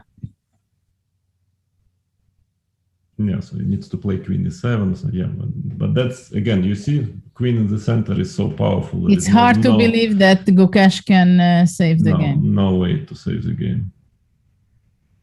Because white can just slowly h4, h4, you know, move pieces. Yeah, and because all the pawn endgames I lost, you know, so you cannot really do anything with black because whatever you do, some check and then the pawn endgame. Yeah. Well, probably he should have great technique. Oh, Carissa blundered back a piece, I think. Pity. She was piece up and now she's 3 pawns down. Okay. Oh. So let's see this endgame. Yeah, that would be difficult for Gukash because also sometimes pawn endgame can be winning, you know, like c6, king somewhere close to the flank, then queen d7 check, and you just win the pawn endgame at some point. But probably that will be a later stage of the game. Yeah, a later stage, yeah. But yeah, that's for that you have to wait still. But he's doing good. Yeah. At the same time, he still has to win. True. Yeah, it's still queen Still endgames not so is easy. always. Where do you go with your king? King d4 I would go, yeah. Maybe. f4, f6, yeah. Well, probably there is not much of a choice for black. Yeah, f6. f5. g5. Yeah, but now queen e1 or something at some point, and you just close eyes and you try to. No, but closing eyes is not enough to save. Well, that's the only way to save such No, games now, is yes. to close your eyes. Yeah. Yeah. Yeah, but now queen f4 check, you might King really get a c8. problem just to. King c8. Yeah, king d7, but then king c4, king d5, king should go up in such positions. King c4, queen e2. Yeah, I don't care about the pawn. King d5. But okay, white has 8 seconds, so he has to be careful. Yeah, queen e2, king d5, take king d6. That's what I told the kids in the queen endgame. Get your king up. Ooh, who cares about this pawn? Rag. You forgot all my lessons. No, not all. He plays the queen on the Almost all. No, but you. But now should maybe just it's go up going with to the- be some perpetual. No, it's much more difficult, yeah. No, but you should just go up. Who cares about a2 pawn, you know? Just go there. Hide on e7, f7, you know. No, it's not easy to give a perpetual here. Let's be fair. But why? Queen e2? It's also not so easy to avoid it. Yes. Queen e5? No, but that is a wrong way of, in general, of playing queen's endgame. Yeah, No, but I'm not sure it's not a You perpetual. should get your pieces in the center. I think it's not he easy to ruined get it. rid of. Yeah. Check. is absolutely no way yet to escape the perpetual. No, I but think there is a it's- way. How? King b4. Queen b7, g4, and bishop g2, bishop f3. No, that's good. Pinning is good. Well, this is, yeah. Maybe into d5. Well, now check Yeah, on now g2. check, and- bishop to d5. Check and also just losing a rook. I mean, check, you have to go to d7. Yeah, yeah, that is getting close already. Okay. Yeah, should be it. Queen f7, queen takes g6. g8, queen h7, you know, to make it simple chess. Queen takes g6. Okay, Yeah. good. Good. Only seconds left on the clock. Yeah, let's check maybe are there any games still on process? Yeah, we have an interesting end game, for example. Actually, we still have this one. It's still going the game. Here it's still fighting. No. But It's there is not he much won to the do. back. He lost. She lost, yeah. Mhm. So this is an interesting end game. Tsujiner against Murzin. Yeah, looks like black has good winning Will black chances. win? Yeah, quite likely, because when the bishop was like after bishop f3, maybe to keep the pawn on. I would go bishop c4 maybe. Yeah, but still pawn will get to c7 at some point. Maybe. It's Even not with the going to bishop. get to c7 because I go king d5 next. You want rook e1, king d5, yeah? Rook c2. Rook c2. Rook b5 check, got king a4. Let's go king d5. Maybe to take on take and king d5. What is Yeah. this? King b4, king d5. He still wants to go Yeah, king d5. it's a good idea. So he's winning. Yeah, that must be. Actually, Murzin, he started to win quite a lot of games in the last few rounds. He's number 8 with 8 points, and if he's winning now, he's going forward. Mm-hmm.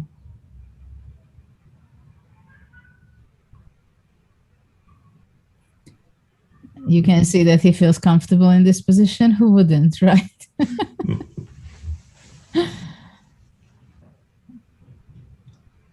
Yeah, but king e4 was not the most accurate move, but still, e2 maybe is. Well, eventually it's time to play e2, right?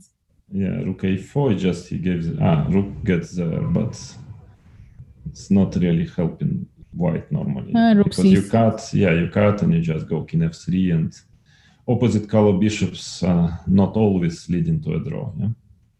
But interesting that he's how much time it took him until he pushed e2. He was waiting.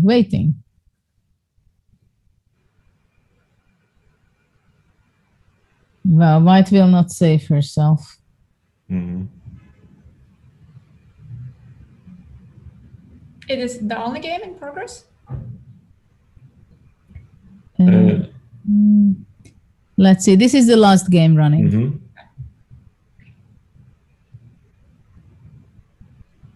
Yeah, that's it.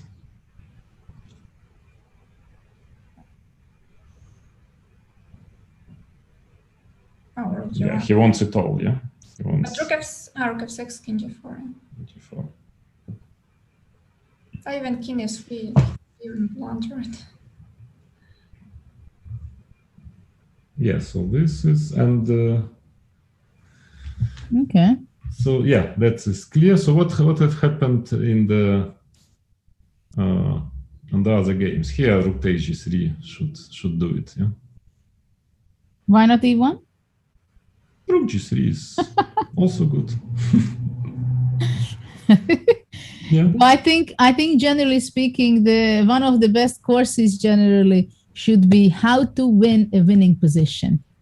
Yeah. How much you guys suffered from that, not to win a winning position? I had a couple of examples which were really so absurd that it's it's just a laugh. You can only laugh already. It's although one was not important, another was important. I spoiled actually good chances to win a tournament because I managed not to win. The position which you would not believe, and in classical chess I had half an hour still. Wow. I mean, against Magnus Carlsen. I mean, I played a fantastic game. I totally outplayed him. I remember in London, 2012, 14, I don't remember one of those years. And then I was piece up for a pawn without any. I had a rook, bishop, knight, pawns GH against rook, knight, pawns GH and A.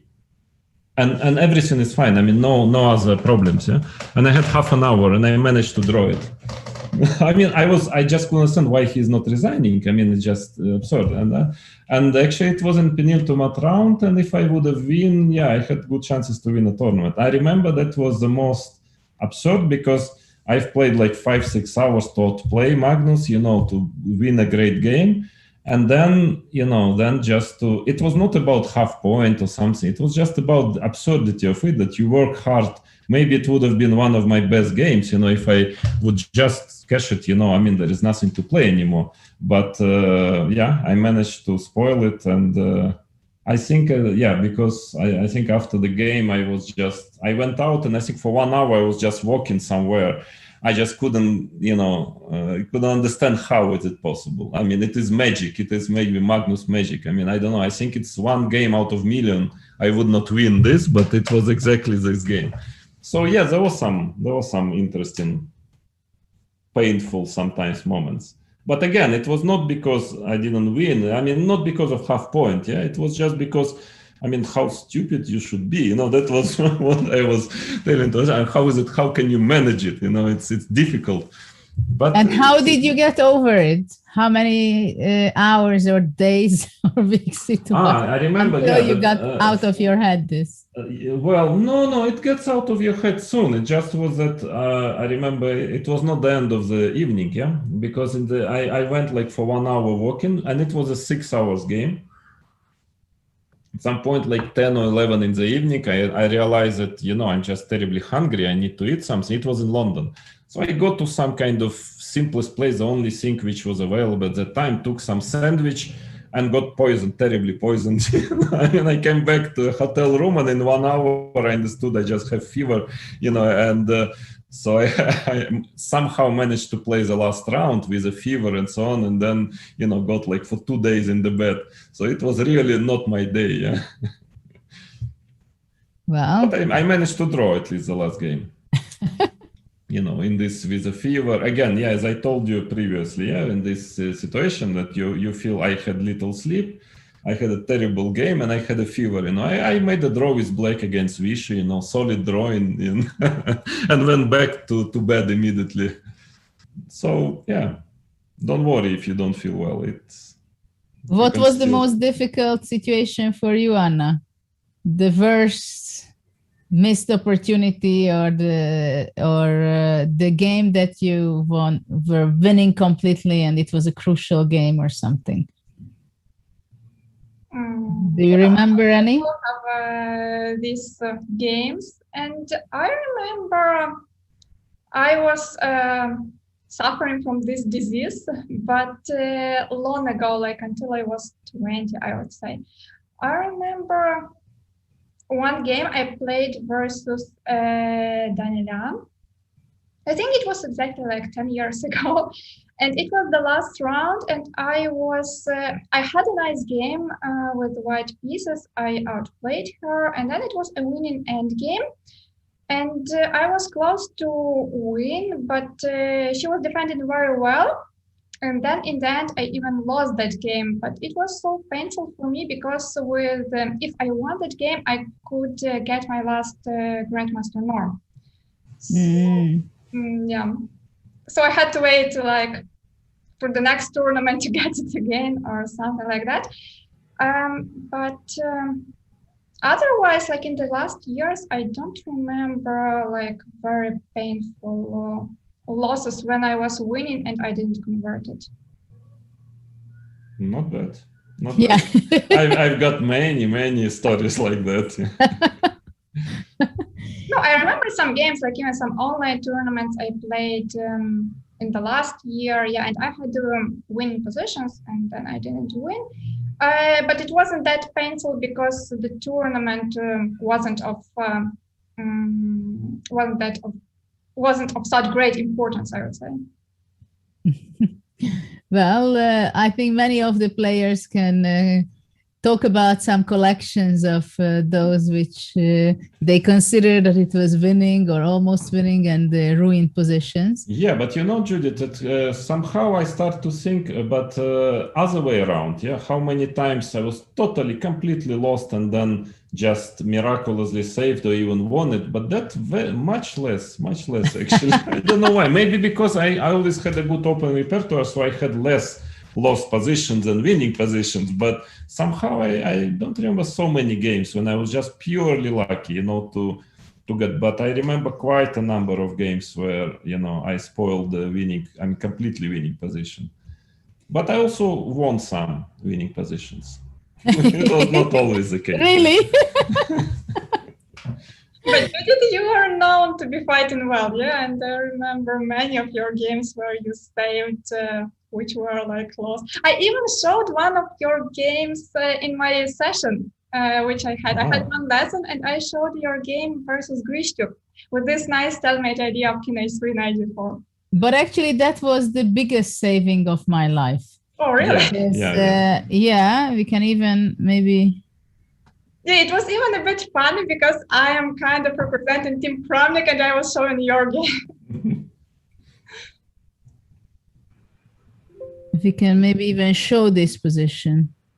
Yeah, no, I remember I had one, while Judith is searching, I remember one actually very beautiful save against Boris Gelfand in 94 in a candidate match, that somehow there was a stalemate motive, but I still had at that moment, just because of beautiful stalemate, but having king, queen, rook, and 4 pawns. And, and then somehow there was a stalemate position and I was giving up my rook, giving up my queen, and my pawns all were blocked by his pawns, and all of a sudden my king on h7, he had rook b8, queen b7, I have pawn on g7, f6, h6, he has pawns a5, h5, and it's a stalemate. And I think that I managed to save a lost position because of it. That was quite memorable. Oh, here it is. Yeah. Yeah, this was my saving. Quite difficult. Yeah. Well, the problem was that I played the Petrov against Grishchuk in Biel, and I was lost after 13 moves. And this is move 57 or 58, something like that. And of course, I was kind of embarrassed that I'm still playing, but trust me, this was maybe one of the best positions of the game after move 50. It was so bad. And then suddenly I saw this idea to keep my king on g5. And if after he goes f4, you saw it, Vladimir, no? Yeah, I saw it. Yeah. So I go king g4, and after a check, exceptionally good plays knight, king h3. So I'm just going out of my mind. King f3, the most obvious move in this position, right? G4, yeah. And knight g4. So I thought, I'm sure it's dead lost, but I have to try it because it's so beautiful to have this step. But when did you spot this idea? Like at which moment? Before? When did you spot the idea was king g4, king h3? In the beginning, when I just played here king g5, and I spotted it out that after f4 I can go king g4 and knight d4. And the crazy thing is that in this position, the only winning move, I think it's f5. So to be fast with the pawn. King f3, knight g4. So I just played it for the fun of it. And this is move 61, actually. So Grishchuk just played king f3, that, well, okay, I have to play king f3. And anyway, it should be winning, right? His king is better than my king. His knight is played better than my knight. He has 2 passed pawns. And I played knight g4. I remember we were the only ones who played already. Most of the people left, that everybody thought, okay, Grishchuk won. Why Judith is still fighting on? I was not proud of it. I was just fighting. And at this point, I started to walk. It's a big stage, and I started to walk. So I said, okay. And obviously, during that, I was calculating lines. So what if he goes knight f7? What if he goes knight d3? And one line after the other, I realized that it's not winning. So I was trying maybe knight f7, maybe knight g6, maybe knight c4. And one after another, I'm calculating. Grishchuk is calculating at the board all kind of body movements. And 10 minutes passes, 20, 30, 40, 50. And I think he spent like 50 or 55 minutes. And after that, he played one of the move. I don't remember how it was. But there was one more important moment, because after knight h2, king e4, the only saving move is knight to g4 back. Yes. Because if you take the pawn on g3, then knight e5. Yeah, and your knight is cut. Yeah. And this is over. But I go knight g4 back. And it's incredible. If knight e5, knight f6, and if king f5, then I go king g3. If he goes back, it's a repetition of moves. We are back in this. Yeah, he did it. He did it in the game. And if knight c4 here, I think here he can knight c4. Then I also go knight h2. Yeah, and I guess something similar, yeah, maybe. And no, here I have knight f1 or something. No, yes, knight f1, because if knight g4, then knight e3. But knight f1, g4. Then you take, and because check, you you take on e3 and king f5. Okay. Yeah. So it was good memories, yeah. It was crazy, but I think I'm showing you this great saving, but actually we have round 15, last round of today's starting.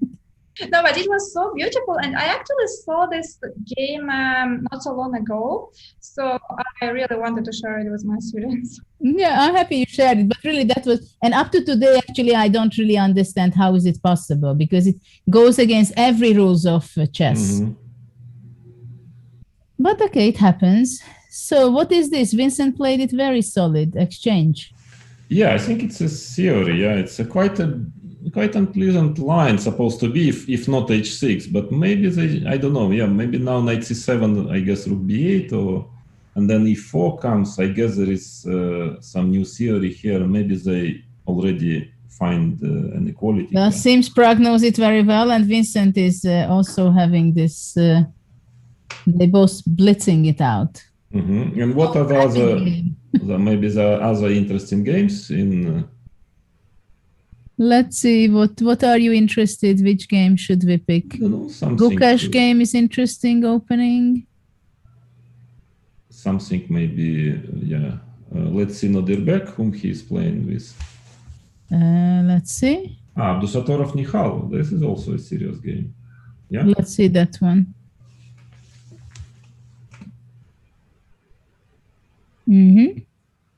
Yeah, that is a serious game. Yes, because right now, actually, the standing is that Pragnananda, he has only half a point lead. And second is Nodirbek with 11.5. And then already actually Nihal is 10 points, 1.5 points behind. So Nihal... But it's for him a chance if he wins. It's a huge game. Yeah, if he wins it, okay, then he's back in the business. Yeah, he's back in the fight for the first place. Yeah, definitely. And actually, maybe we can say it's almost the last chance. So he, for sure, he wants to create anything which gives him an opportunity to win this game. But let's check something happens in this Keimer Prague game, yeah? Just briefly, because it might end in a draw quickly. That it's... I don't know, it looks like this Prague knows everything, and maybe like d1, bishop e2, rook d2, bishop c4. Well, if I have to make a bet, then probably I would bet for a draw this game. I mean, I'm still not sure. Like f3, bishop e6, e4 doesn't look simple, but I mean, doesn't look good also. But probably it's analyzed, yeah. What about bishop f3? Then takes knight e5. b3. Knight f3, knight e1. Knight e1. I thought you also b3, b5 might be a bit annoying. Yeah, also, I don't know. Yeah, it's.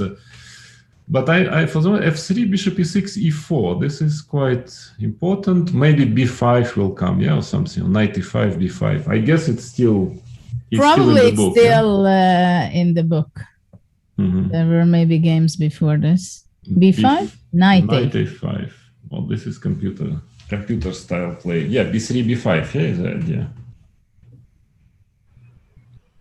I would praise him if I was sure it's his discovery.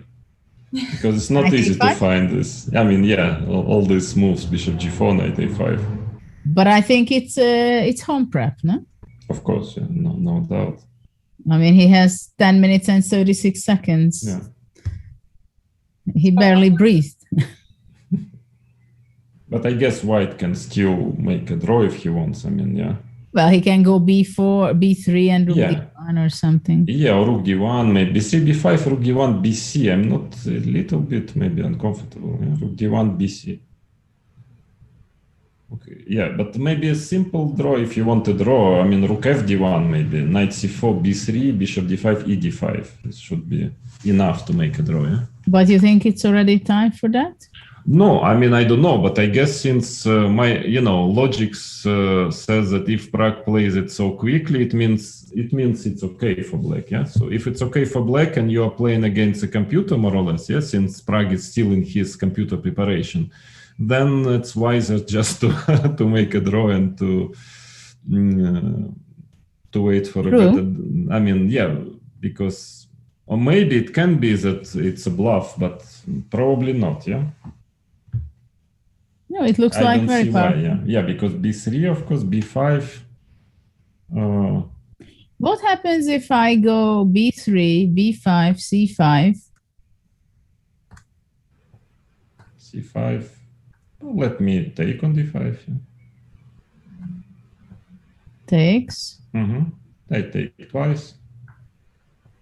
And f4. f4, I play just rook d4 or something, rook somewhere, yeah? Yeah, my knight is a bit cut, yeah, that's true. Yeah, the knight is not very nice. Maybe I can't do anything, I don't know. Yeah. Wow. Maybe I get this idea, okay, knight c4 at some point, yeah? bc, bc, and... This is the position. Yeah. So it was all what you said, rook d1 with b3. Yeah, this must end in a draw. Even if, by the way, white can still try a little. Well, knight e3. But then rook to c7 somewhere. Yeah, I mean, if I get a 4 and then my bishop and rook to c7's rank. Well, I mean, yeah, of course, knight b4 maybe is the simplest, yeah, and then you start to jump with a knight and it shouldn't be any problem, yeah. So maybe we can move to the... Yeah, I think we can go back to Nadirbek, Nihal game.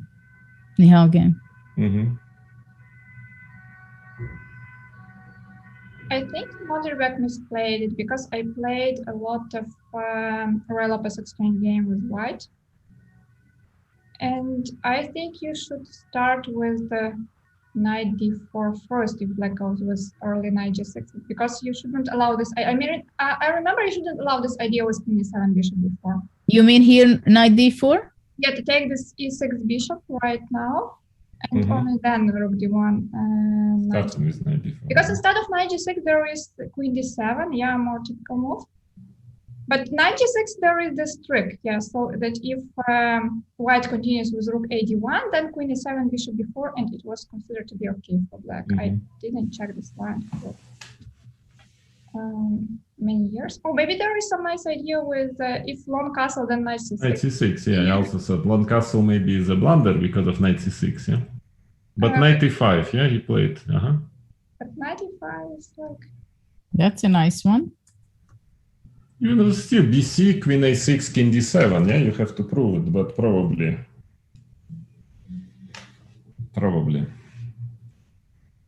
Knight e5 is safer, so queen e2. It's safer. With queen e2, maybe bishop takes d2 can be a little bit, maybe, no? Uncomfortable. Strange move, but very, very, you know, tactical. Bishop d2, you have to take with a queen, yeah, I think. And now long castle, now you get long castle and so on. Queen c3, I suppose.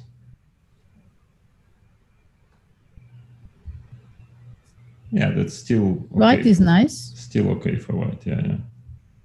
But why to take on d2? Why can't you make a long castle, right? No, of course, yeah, of course you can do. I just wanted to try to see if there is any, you know, way to. If at least here, I guess I can take. But maybe c3. Yeah, c3 is also possible. They start push back the pieces of black.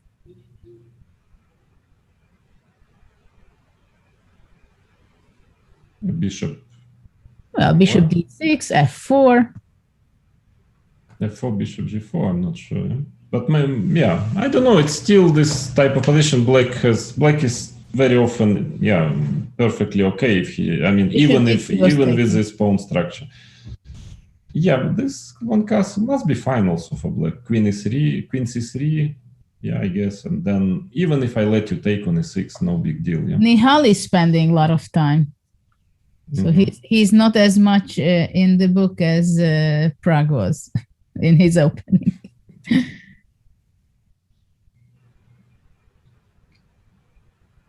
And I think the Prague game is still on because I think there is no move. So Prague all of a sudden starts to think. He's trying to be, to find the most accurate way to make a draw, I guess. Oh, actually, I'm looking at this position and I have a question to you.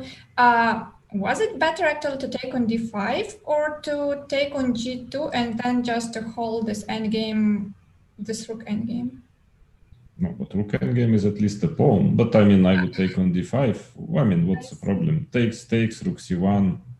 Oh, just a couple of accurate moves. Knight b4, I would just go knight b4 here. No? I mean, just as an option. Knight b4, just to start to bother. And what do you want? Knight c6? I want to get my knight to c6, somehow. And then if f4, knight d4 comes, maybe. You have to calculate variations a bit, rook c7 maybe. But usually, when your knight is active, must be a draw somehow. Wow. Even if still there's some It's not very funny for black. Yeah. Not surprised that Prague is thinking. This is not something he wants to have. Yeah, maybe also after f4 I can play knight to b6. I quite like the idea of knight b4, knight.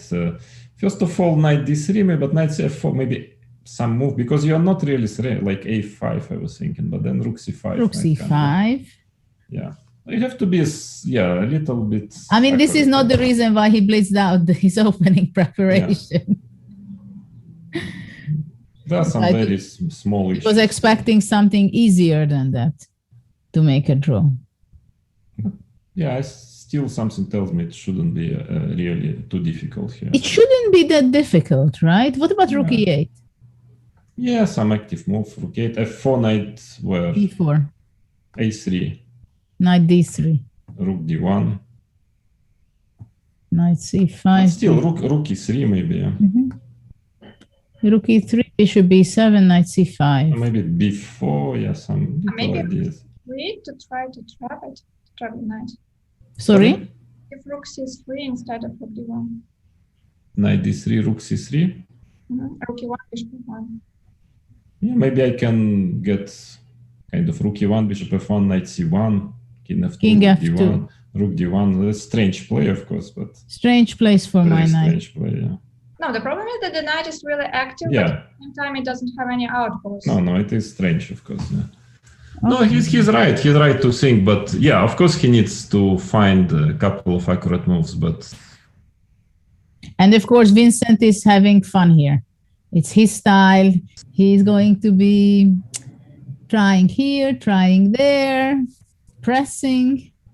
Yeah, no, those are the positions where it's very. I mean, it's completely correct for Prague that you need to think here because he feels it. Yeah, that's a good sign that he feels that now is the moment. Yeah, that if he makes some inaccuracy now, he can get under pressure, and it's completely right that this is the moment to think and to calculate far, variations, and to make sure that you make a draw.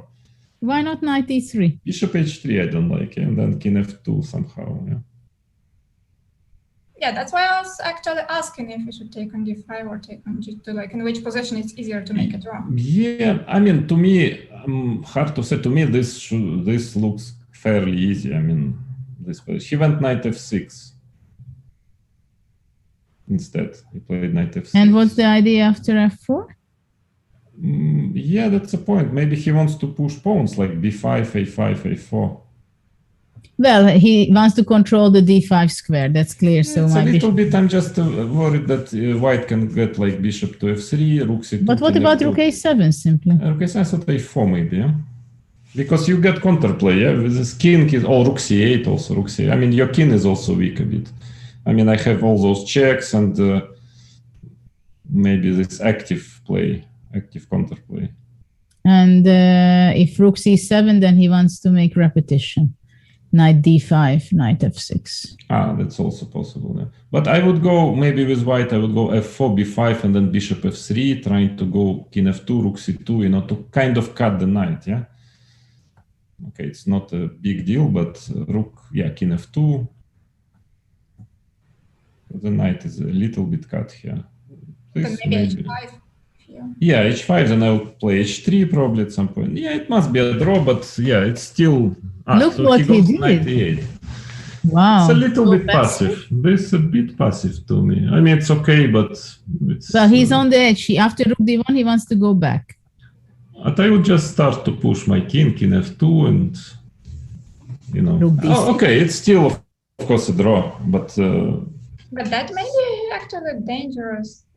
I think I would rather try to play for counterplay, yeah, with black. I mean, because it's knight a8 to play passive, those positions, I'm not quite sure, yeah. It reminds me of the game between Gür and Spo, I think, from the Catalan.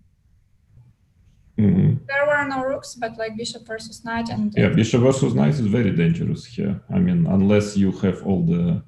So, yeah, it's not quite sure about his decision. But what is in Nihal? What is going on there? Another endgame there, yeah? Yeah, I was wondering, what do you think about this? No. Black shouldn't have any problem. Black should be perfectly fine. Yeah, because, the knight, queen and knight is usually better than queen and bishop, yeah? Yeah, but the question, you don't feel like to move your knight away, isn't it? I don't want to go to the endgame, to the queen endgame, just in case. I wouldn't mind to go knight d7. And c5. I mean, knight g6. Knight g6 was my first intention. Yeah, but I'm just a bit worried about g3. Then queen c3, maybe knight f4, but g3 just directly that. Yeah, I mean, my knight on g6 is a bit, but maybe it's also possible. But knight d7 is like a safe way. Yeah, just that I protect the pawn. I want to push c5 and so on. And also defend the, and also protect the f6. Yeah, somehow. But maybe knight just but he doesn't mind. He just went b6, so he's not afraid of queen endgame. No, actually trying to force to push him. He even I would consider queen endgame with white because I don't see what else he can get. Yeah, white. But probably he thinks that he can go anytime. But now queen d5, he has a move. Yeah. Say 5 is a bit, I mean, queen d5, you need to calculate. I mean, queen d5 looks very unpleasant. I mean, why did he give this chance? And it's on the board. Yeah, because now it's getting very serious. Because I don't see after queen d5, e5, pawn endgame must be lost. Yeah, definitely. No, that's very dangerous. Knight d7, king e3. And then king gets. Though I don't know how. F5, G4 or something. Bad is it? Or H4. Just gone with the king, yeah. No, E5 was a terrible mistake. And also very strange, I mean, because almost like only idea white had in the position is queen d5. Yeah, now it's not easy. I know queen e7 is very sad move, but maybe... But then bishop e5? Fe, yeah. I mean, it's sad, it's bad, but otherwise maybe it's just losing simply, yeah, by force. No, it is difficult position, but at least it's not losing by force. Yeah, that's a strange mistake, yeah. Unforced error, as they say in tennis. Probably g3, isn't it? Yeah, it's not easy to make moves. Well, okay, Nihal is thinking for the moment. No, but I don't see any other move, frankly, than that. Than queen e7. Maybe. You know, Volodya is in the back, but he's scoring. And in his game, look at this game. I just looked at it for a second. I mean, again, he has a very nice position. Yeah, it's far from scoring yet, but okay, rook h4. I mean, it's more pleasant. Yeah, definitely. Queen e3. I don't know, maybe h4, h5.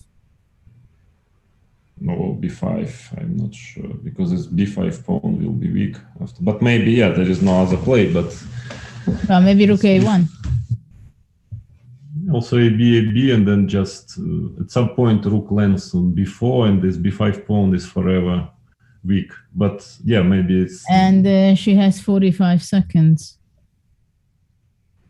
Mm-hmm. So let's see Prague. Yeah, let's see what is the situation. Prague. Is he holding? They have went back to e7, and let's go back. Yeah, because there was no other way. This endgame is very interesting. Yeah, but he settled somehow his pieces, more or less. I don't know what was this rook c4 move. I didn't quite understand. So this is how he's playing. He just played. What is rook c? He wants to get to c7. Yeah. So now black activates. Yeah, he needs to jump at some point to start jumping with a knight. Yeah, that was pretty strange. Because. But okay, this is draw, no? No better than. We need to play king e2. Yeah, knight d4. I mean, black. Knight b5. I mean, rook c2 you have to play. Yeah, okay, but then knight d4. Yeah, that's okay already. It was not great to put king on e3. Mm-hmm. I think it should have been much more accurate, with the knight on d6. But yeah, it's close, was probably close to equal, close to a draw. But yeah, now I think there is no real chance for white. Okay, and what is the Abdusatorov Nihal game? Let's check the technique of Abdusatorov, because its position is already much better, but maybe still not so easy to win. Yeah. Which one? Sorry.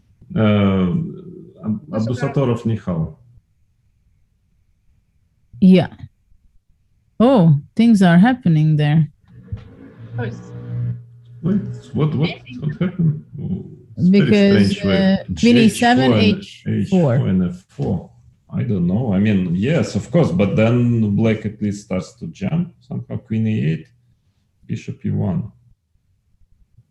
I'm not quite sure, because black, if it just gets, with a queen somewhere, somehow, I don't know how, can be very serious counterplay. There are always tricks possible here.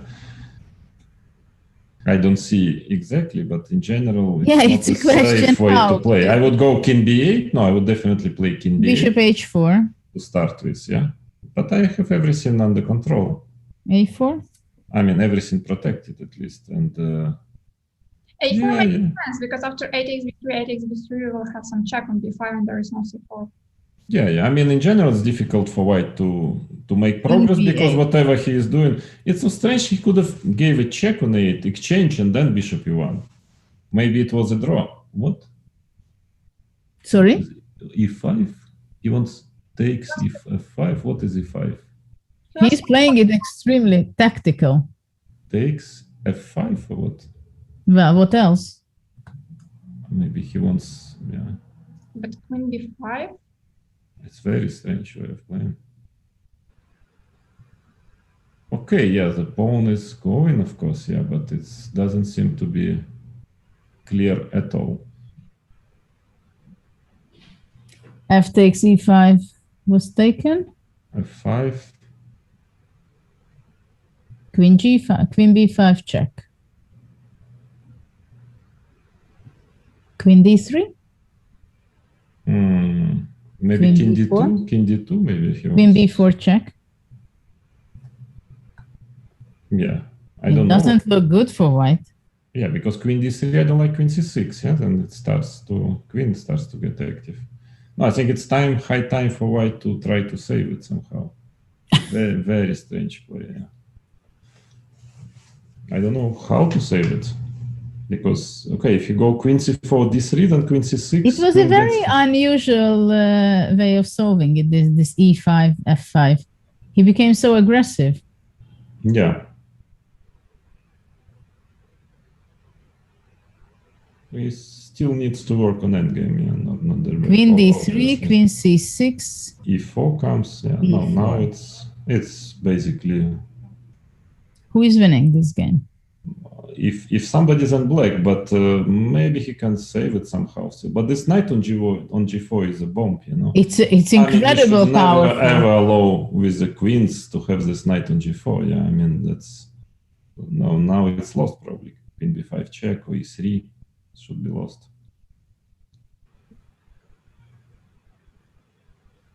Yeah, it was extremely strange play. No, it's clear that Noderbeck has. I mean, he's a fantastic player. I mean, but endgame's clear that he needs to work a bit still.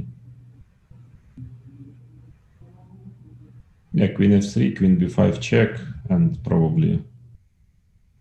Wow. That's it. Or queen f3, queen d7, then at least bishop e1, but queen b5 check should be.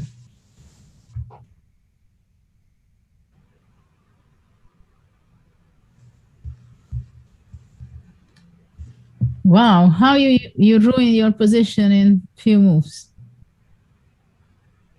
Yeah. And let's see the. Okay, that's probably will be the end of it, I guess. So let's see maybe Kamer game. Well, it's actually black is taking over, or what's going on?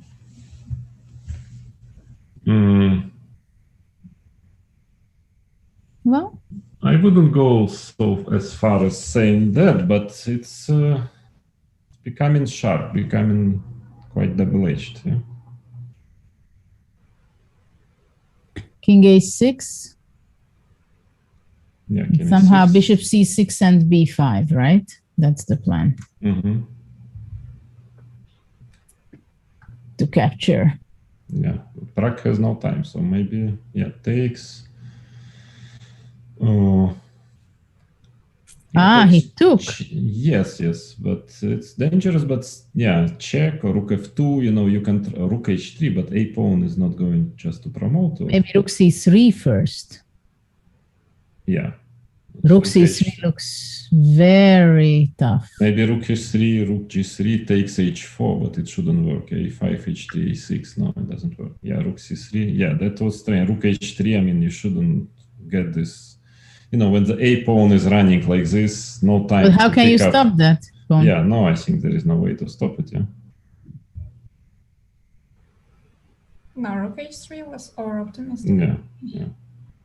Oh, now it just promote rook g1. Knight e7, but a7 is not good enough. Yeah, it's also promoting with a check. Yeah. No, it was Yeah, so it's clear, all guys of my group, endgames, and endgames, yeah, in big amount. Well, yeah. How else would it be interesting for the first place if Prague wouldn't ruin his game? And let's see but they make a draw finally. I think Noderbeck managed to save it somehow. Wow. I don't understand how, but he managed. But why? King a7. But I think they repeated already. It was not 3 times repeat, just 2, yeah? But king a7, queen, I guess, queen d7 again or something.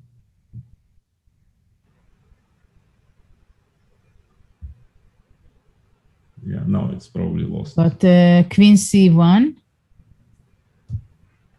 Yeah, I should probably go king g5 somehow. Queen d2 trying to hold on. Mm-hmm. Queen f1 check. Seems to be enough. Oh, queen d1, yeah. King g5, I guess he wants. Queen g2. Knight f2. Little more unpleasant. Queen d7, go and try, yeah. But try your for luck. what? Try your luck. Yeah, no. Well, this way. No, yeah, queen f4, but then the e1 queen, yeah, because also this queen g3, yeah, is good. Knight h3. Yeah. Well, there are quite some selection of options. Yeah, okay, yeah. to victory. Yeah, very sad end for my team today, because that was not necessary to lose this game with white after queen d5. Well, we have still a few games which is going on. Let's see, Christopher, how is he doing? Also, queen Trying to again. squeeze water from stone, yeah, as they say. Seems so. So by the way, we have 2 games where with opposite teams, even 3 games with opposite teams, yeah? Yeah, the last 3 games. Mm-hmm. Well, it's funny that we have this pawn structure in Gukash game. King G4, King H3, we are not saved again, maybe. I'm afraid it's a little bit different, this position. Yeah? I don't know why B5, why not F5, yeah, but yeah. I don't see so many stalemate ideas here. No, but actually it's not so simple to win. Maybe he can play rook h5, rook h4, king g2, then king h3. Because But I didn't understand why he didn't play just f5 instead of b5. I mean, could you answer me this question? I don't know. Yeah. No, Oops. That is okay. Oops, that's a cute one. Mm-hmm. Yeah. Yeah, basically I had the same idea, just in a simple. That's a cute one. Yeah. Okay, so we have 2 games left. Abdul Malik against Lei. Yeah, that seems to be quite drawish. Even if Lei was close to win, I think. Yeah. Not long time ago. There will be not much chance to have a victory here for either color, I must say. Yeah, you never know with so much time.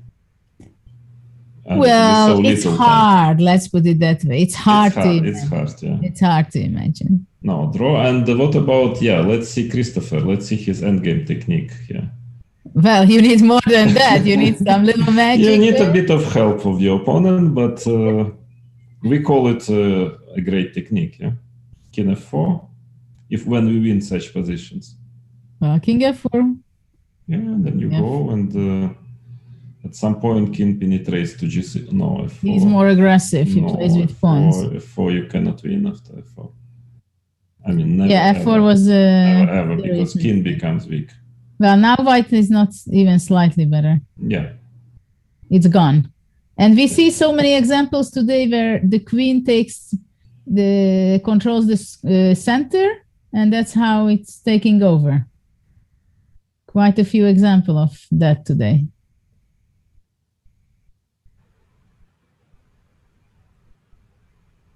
Yeah, you should better give perpetual before it's too late. Yeah? Well, of course, it's not too late, but I don't see any realistic chance to. Not really. So actually, Prague is still leading in the tournament because, well, I have a little similarity when you were playing for the candidates in 2013, yeah? Yeah. When Magnus lost and you also lost and you had your chance. And this is what's happening here because Prague had 12 points, he lost. And Nodirbek had 11.5, half a point behind him, and he also lost, so he didn't catch him up. But I guess Sarin must get really close, yeah? He won, so he has 11 points, so still 1 away. And tomorrow we have only 4 games, 4 final rounds, which of course depends what is the pairing, but it's going to be extremely difficult for Sarin or Nodirbek to catch up. Mm-hmm. What about Liang? What did he do now?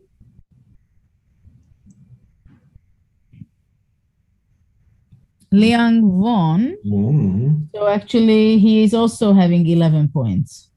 So it's... So Sarin and Avondar 11 points and 11.5 Nodirbek and Prague is 12. Mm-hmm. So the Indian boys are in the front. Yes. No wonder. A fantastic generation they're having now. Really incredible generation. I mean, even in Soviet Union, we rarely had such generation of several actually extremely talented guys. I would say that, like 5 or maybe even more out of this generation can be in top 10, and that is quite. I mean, if they work well and if they work right, but it's a incredible generation they have, and I'm not surprised that they're all on the top. We had quite a few interesting games. I must say. Yeah. So what is the situation now? So we have four rounds. Tomorrow. We have 4 final rounds. We are going to see the result after rank after 15. So Prague is 12 out of 15. He ruined his score, his percentage in the last round. We have Abdusatorov, 11.5. So there is a little chance for him to catch up. With 11, we have Sarin and Avondar with 11, 1 point behind the leader. 10.5, Keimer Vincent.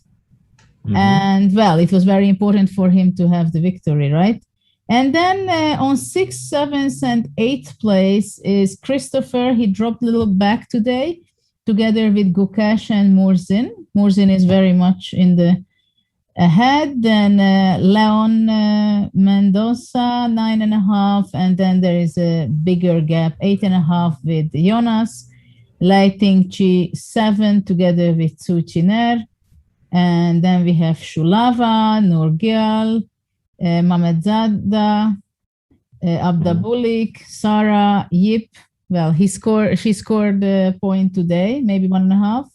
And then Olga Badelka and Sadukasova, who actually did not play her games today because of her problems, internet connections yesterday. And I guess, Judith, your team is ahead now, yeah? It's somehow I was not calculating it really, but it seems like you had some... The information we received that right now Team Polgar has 75 points, Team Kramnik 71.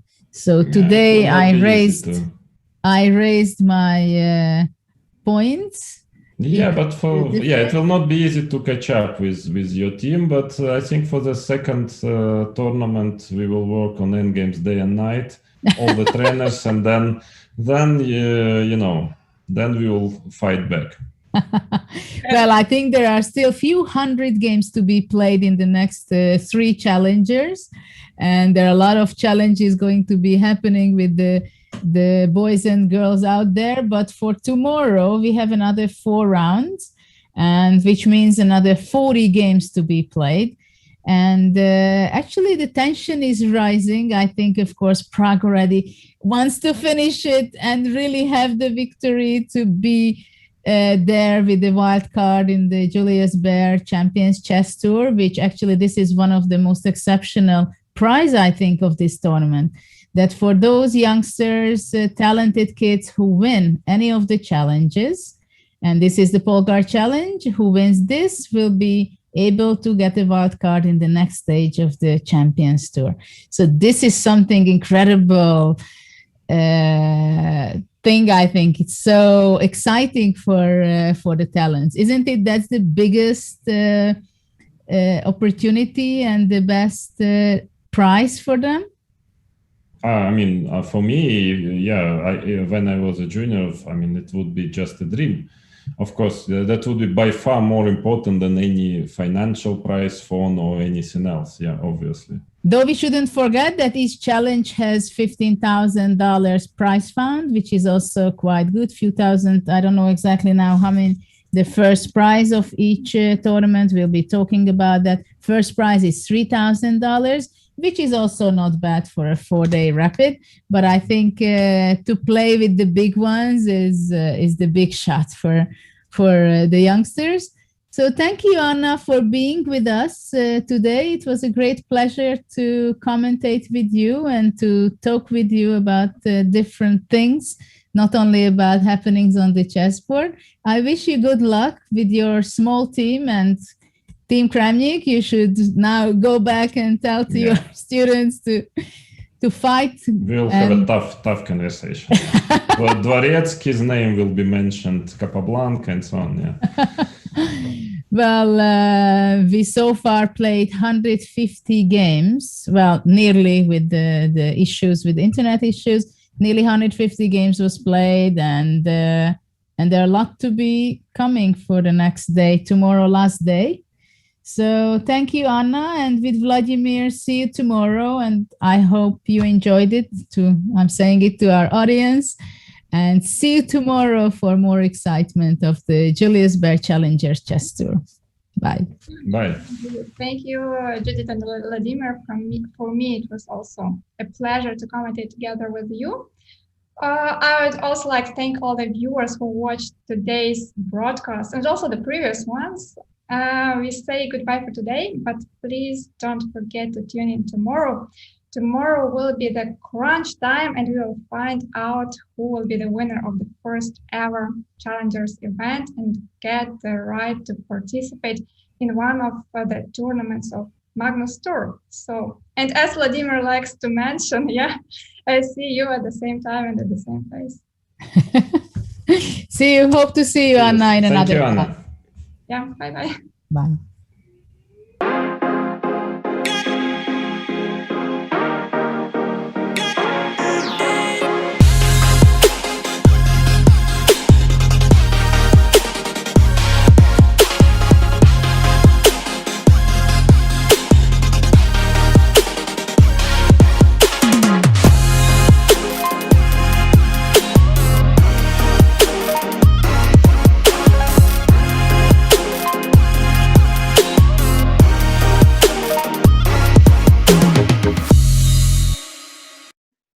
Let's take someone with a random account, with a random name that just seems attractive. Play live online against the world's top chess players while they stream their thoughts live. As a Chess24 Premium member, seize the chance to have your moment of fame. Get a peek inside their lives with question and answer sessions, in-depth teaching, analysis and interviews. The Champions Chess Tour, with countless accompanying events, is happening now. Tune in on Chess24. Super discounts on merchandise. Massive sales on courses from Chessable. Chessable and Chess24 bundles, with new deals appearing every day. Visit chess24.com/deals.